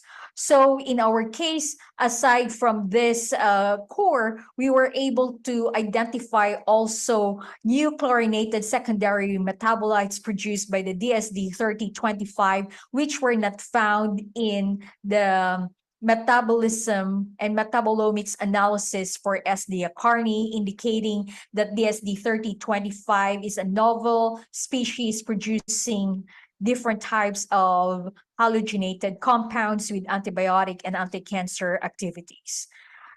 So in conclusion, with the advancement of bioinformatics, genomics unveils the discovery of the core of biosynthetic gene clusters that facilitate the discovery of novel compounds through metabolomics-enabled approach. And the discovery of the halogenase reductase genes encoded in DSD 3025 allows the identification of halogenated compounds by high-resolution mass spectrometry. Thus, the integration of bioinformatics-driven genomics and metabolomics unearths the hidden biosynthetic richness and mines associated chemical metabolomics or entities which will further accelerate the natural products drug discovery in novel streptomyces. So overall, the bioprospecting of novel streptomyces from marine sediment of underexplored and ecological niches serves as an important source of drug leads with hidden biosynthetic potential and unique chemical scaffolds.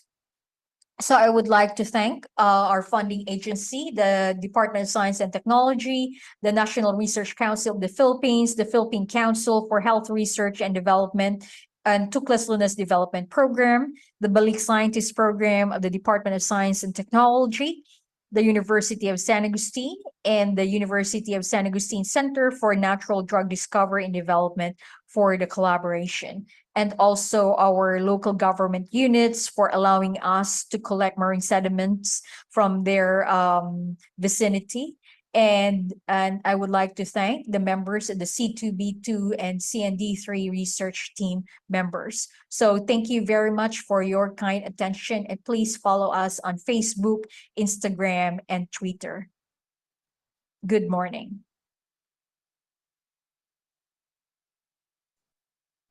Thank you, Dr. Dalisay, for that very informative talk.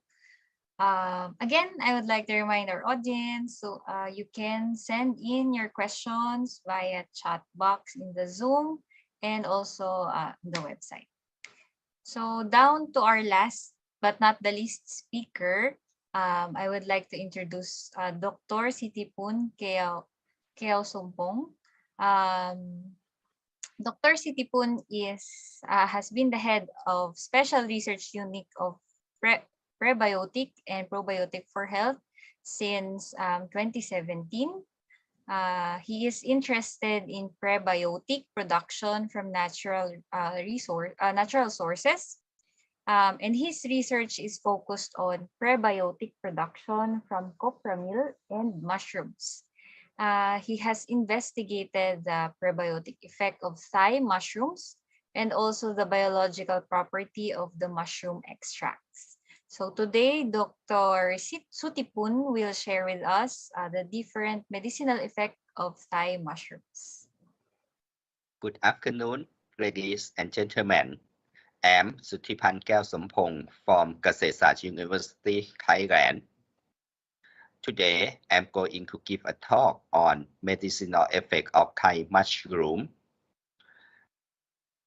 I'm working at Kasetsart University, which is in the northern part of Bangkok, Thailand. Kasetsart University is one of the most popular and famous in agriculture university in Thailand. You may know that already. Today, I'm going to tell you about some medicinal effect of mushroom that we have studied in Thailand. As you may know that mushroom has been a long time used as a food and medicine for a long time.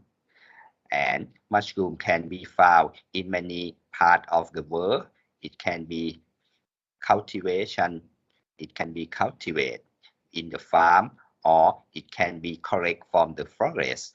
And their medicinal effect have been described in many countries, especially in Chinese and Japanese medicine as well. And also in Thailand, we also interested in study about the medicinal effect of mushroom.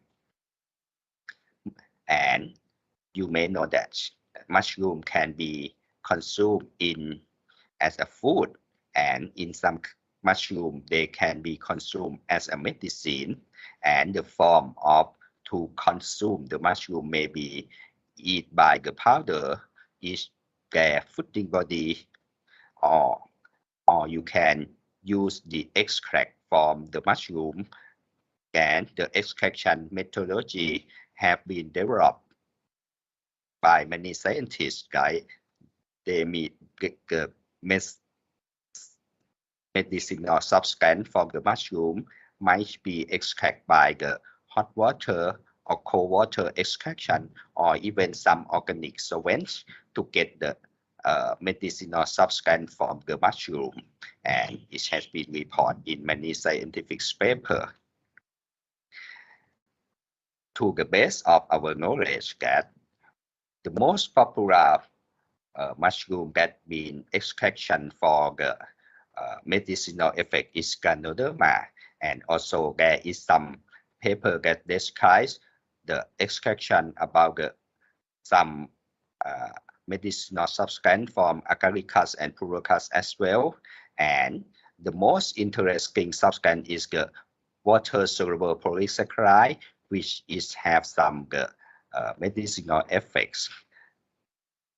Different methods can give different substance and have some different beneficial effects.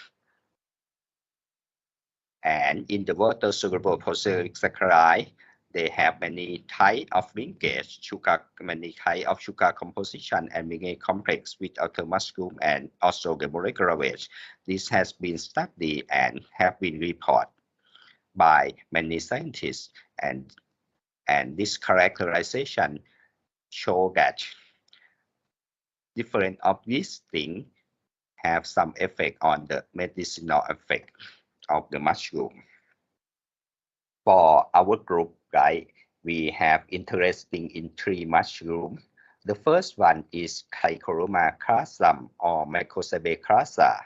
The second one is Fagus astrovolvacus, and the last one is the Ventinus sclerosugas that have been studied at Kasetsart University. I'm going to tell you about this mushroom. The first one is Trichoroma crassum or Mycosabe crassa. This mushroom have very big fruiting body, and it's good for cooking. It have very delicious taste, and Thai people enjoy eating it very much. And it can be easily cultivated on the sawdust, and we can cultivate it in the farm and sell in the market now. Many isolates have been isolated from Thailand and from many regions of Thailand, and these isolates have been put in our culture collection. We have described the morphological characteristic and molecular identification of this strain, and in 2017, and also we have published the paper about the mushroom cultivation in the commercial production of this mushroom to educate the farmer how to grow this mushroom. And this year we have report the antioxidant activities of this mushroom. these mushrooms have shown that they have a very, very good antioxidant activity from its extract, right? And we also study about the prebiotic of this mushroom. We found that when you consume this mushroom, it can show the prebiotic of property, and it can promote the good bacteria in our gut microbiome and result in the good health in the human as well. The second one I want to tell you is about the Phagas astrovovacus. This mushroom have been the first described in 2005, and it can be found in many areas, many regions of the world, especially in the Southeast Asia, and their habitat entire for Thai isolate is on the bamboo leaf in the forest, and we have isolated this mushroom, and we have studied about the mushroom, this mushroom cultivation, and have some report already. As you may know that there are many countries or many scientists who study about the bioactive property of this group of the Phagas mushroom as well. And there are many substances from this mushroom that have some medicinal effect, like the polysaccharide, the terpenoid, the alkaloid, and some furfural as well. And these substances can have many medicinal effects, as have been reported in the literature review. But in our group, right, we have published the morphological characteristic and molecular identification of the Phagas astrovovacus that isolate from Thailand. This is the first description paper of the Phagas astrovovacus that have been isolated from our country. And we also published the paper about the action mode of immune modulating activity of Phagas astrovovacus as well. It has shown very, very good results, and this is the first paper that describe about the immune modulating activity of this mushroom.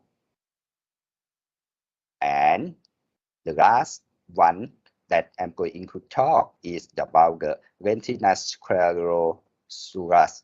This mushroom has been widely cultivated in Thailand, and this mushroom have a very, very good taste, and also have some report that show that it have some medicinal benefits as well. And as you may see from the slide, there are many activities that's why we use this mushroom as a medicine as well. But the thing we want to tell you that this mushroom have many medicinal substance but remain underutilization. We consume it as a food only. We not use it as a medicine. So for our interesting from the review, we try to study about this mushroom and study about some substance, especially the water-soluble polysaccharide from this mushroom, and try to characterize it and try to see whether there are some beneficial effect to our body or not. And we have published the first paper last year about the structural characteristic and bioactive property of the water-soluble polysaccharide from Lentinus sclerosurus. And we found that by different methodology of extraction, we have different composition of the water-soluble polysaccharide and have different activities. And we have study about the functional composition and also the antioxidant property of the crude polysaccharide from the footing of body of the Lentinus sclerosus. Then we found that the crude polysaccharide from the footing body have very good antioxidant properties, and it can be used in medicinal application. And the last thing, we study about the mushroom effects on the human microbiota. We use the Lentinus chlorosurus powder in the gut model, and we found that this mushroom powder, can promote the probiotic bacteria or the good bacteria in our gut microbiome and result in the good benefit to the human health. So in conclusion, that from the study of Lentinus chlorosus, we found that different methods of extraction can give the extract which have the different composition, and these water soluble polysaccharide, they have antioxidant activity, and they can also control some pathogenic bacteria. And so this extract should be developed to medicine in the near future, that which should be good for our health. That is my talk about our research of the medicinal effect of Thai mushroom in our group. And finally, I would like to thank the Thailand Mushroom Culture Collection for helping us for the isolation maintenance, and also a lot of their support for us to use the mushroom in our study. And I also would like to thank my PhD student, Dr. Thanapat Inyot, Dr. Varapon Chayama, and Dr. Francis Ayimira, who have worked very hard on this mushroom, and they should be a good scientist in mushroom in the future. And finally, I would like to thank the organizing committee to give me a chance to talk about the mushroom from Thailand and their medicinal effects. And thank you everyone for your attention. Thank you very much.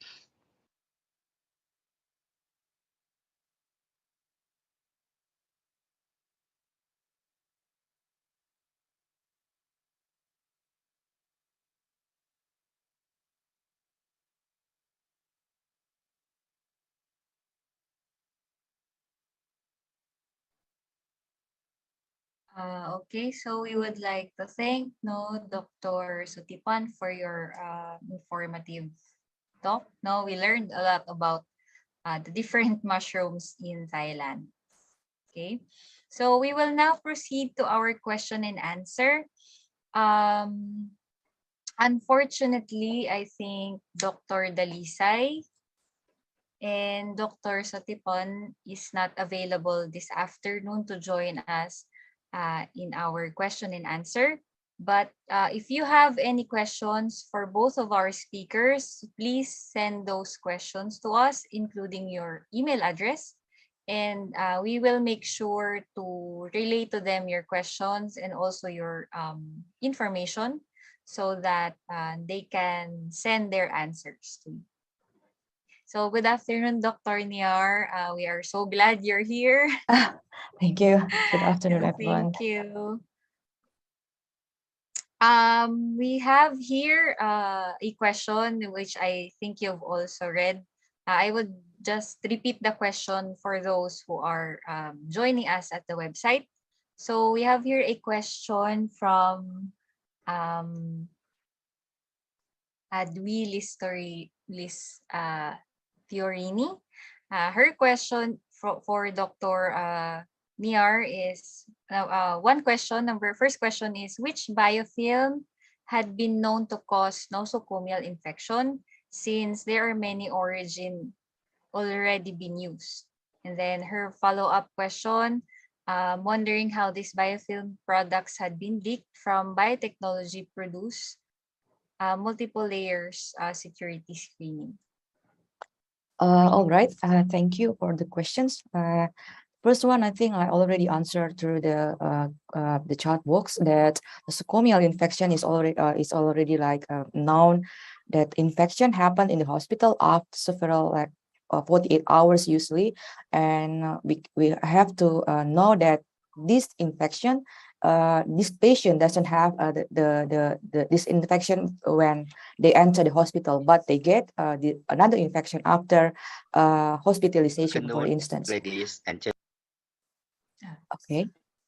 So the question of I believe this is Professor Dwi Ristiorini, and the question is about which biofilm had been known to cause nosocomial infection. So I already answered that.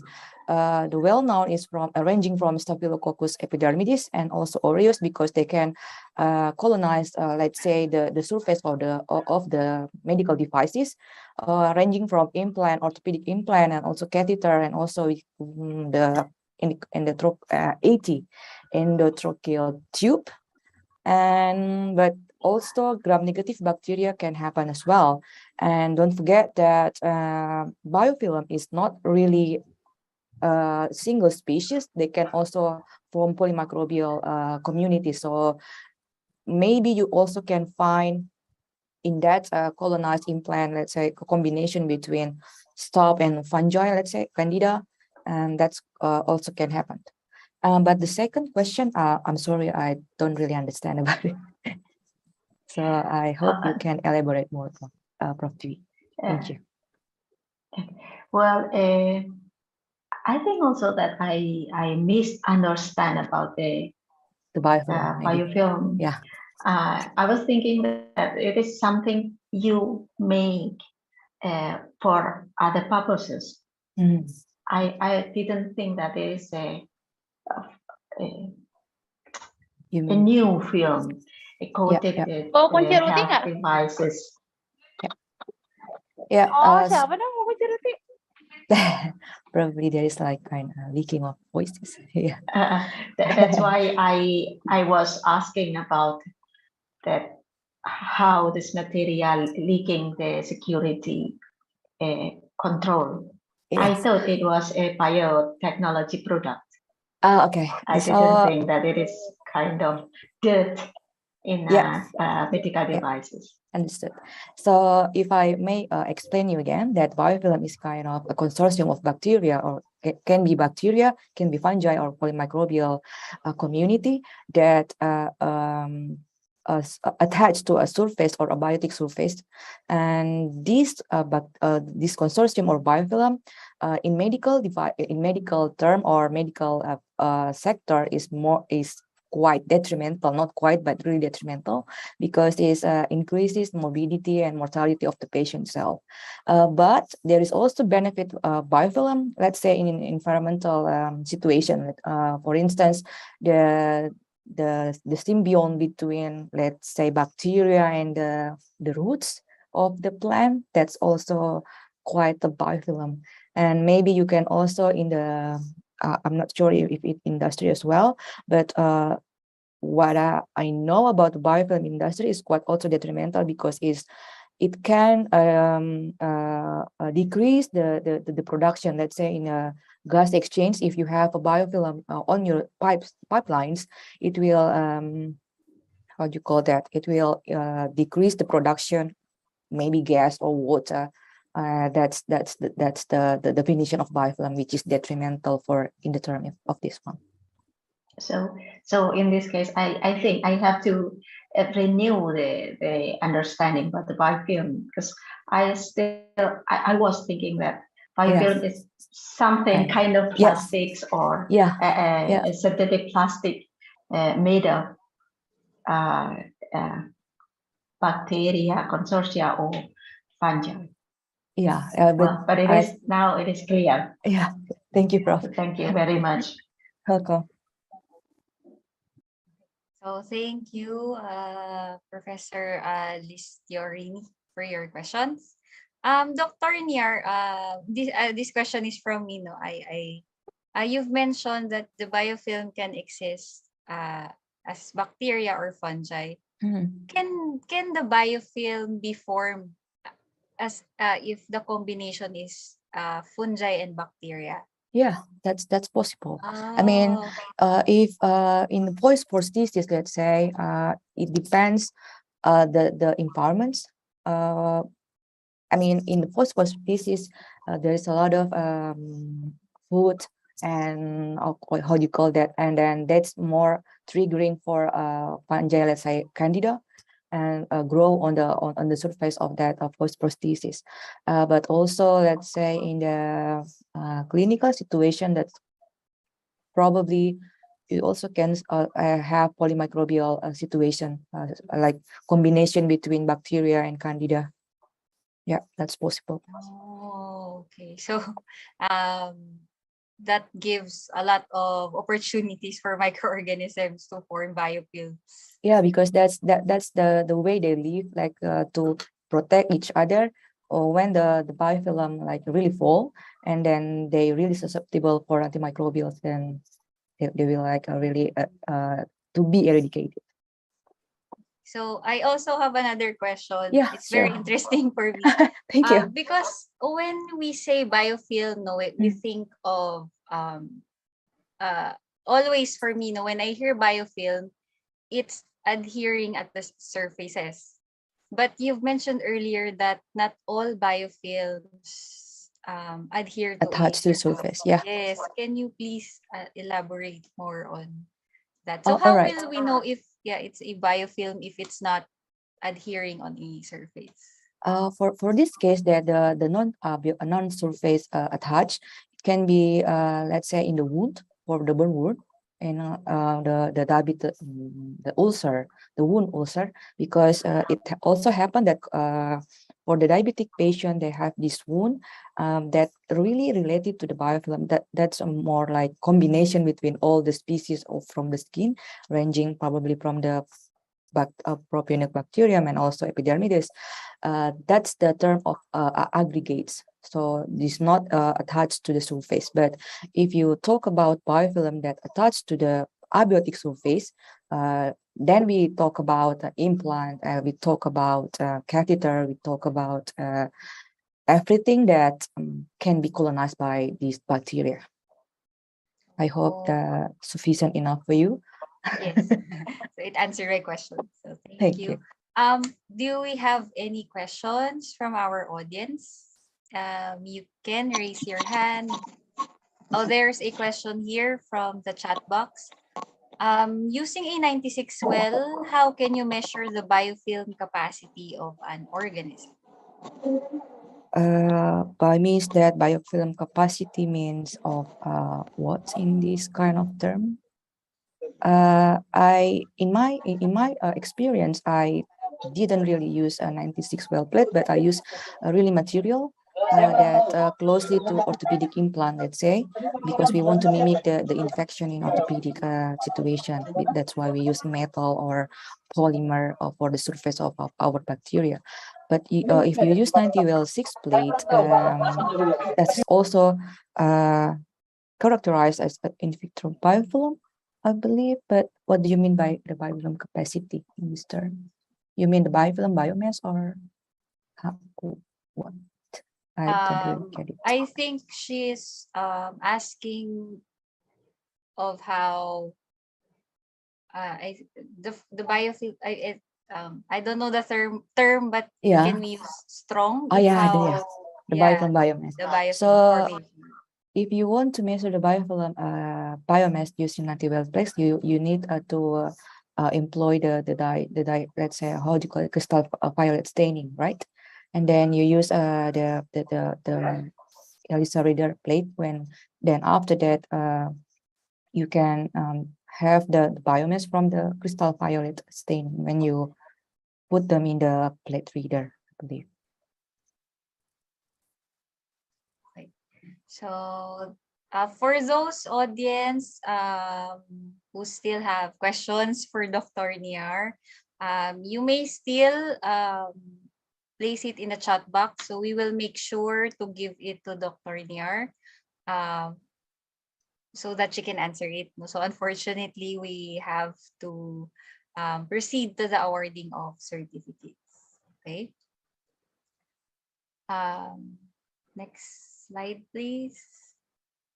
So the joint SBJ meeting with Indonesia, Philippines, and Thailand, ASEAN and Japan Consortium for Microbiology and Biotechnology, certificate of appreciation. So this certificate is presented to Dr. Niar, Gusna Niar, for sharing their valuable knowledge as a research speaker in the symposium joint SBJ meeting with Indonesia, Philippines, and Thailand, ASEAN Japan Consortium for Microbiology and Biotechnology.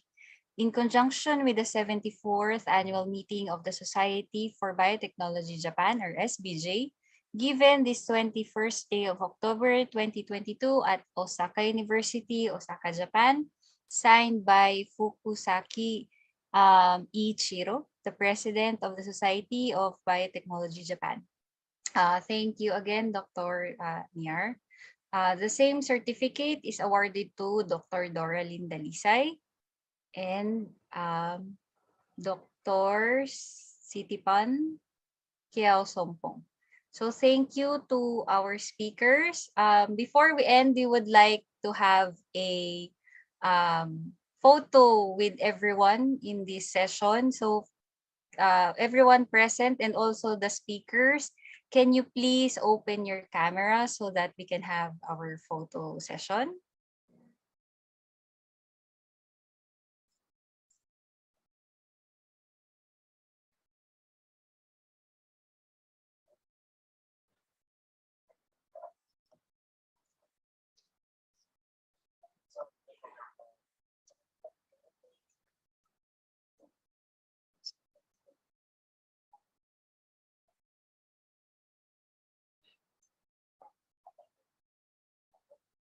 Yes.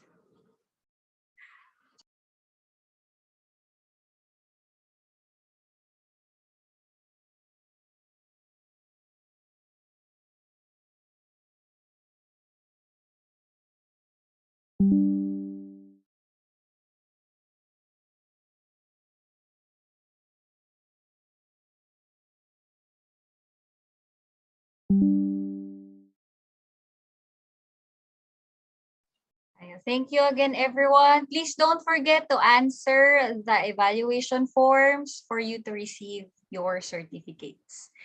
Thank you for joining us today, and we hope to see you in our future activities. Thank you, everyone. Thank you also to our speakers. You're welcome. Thank you.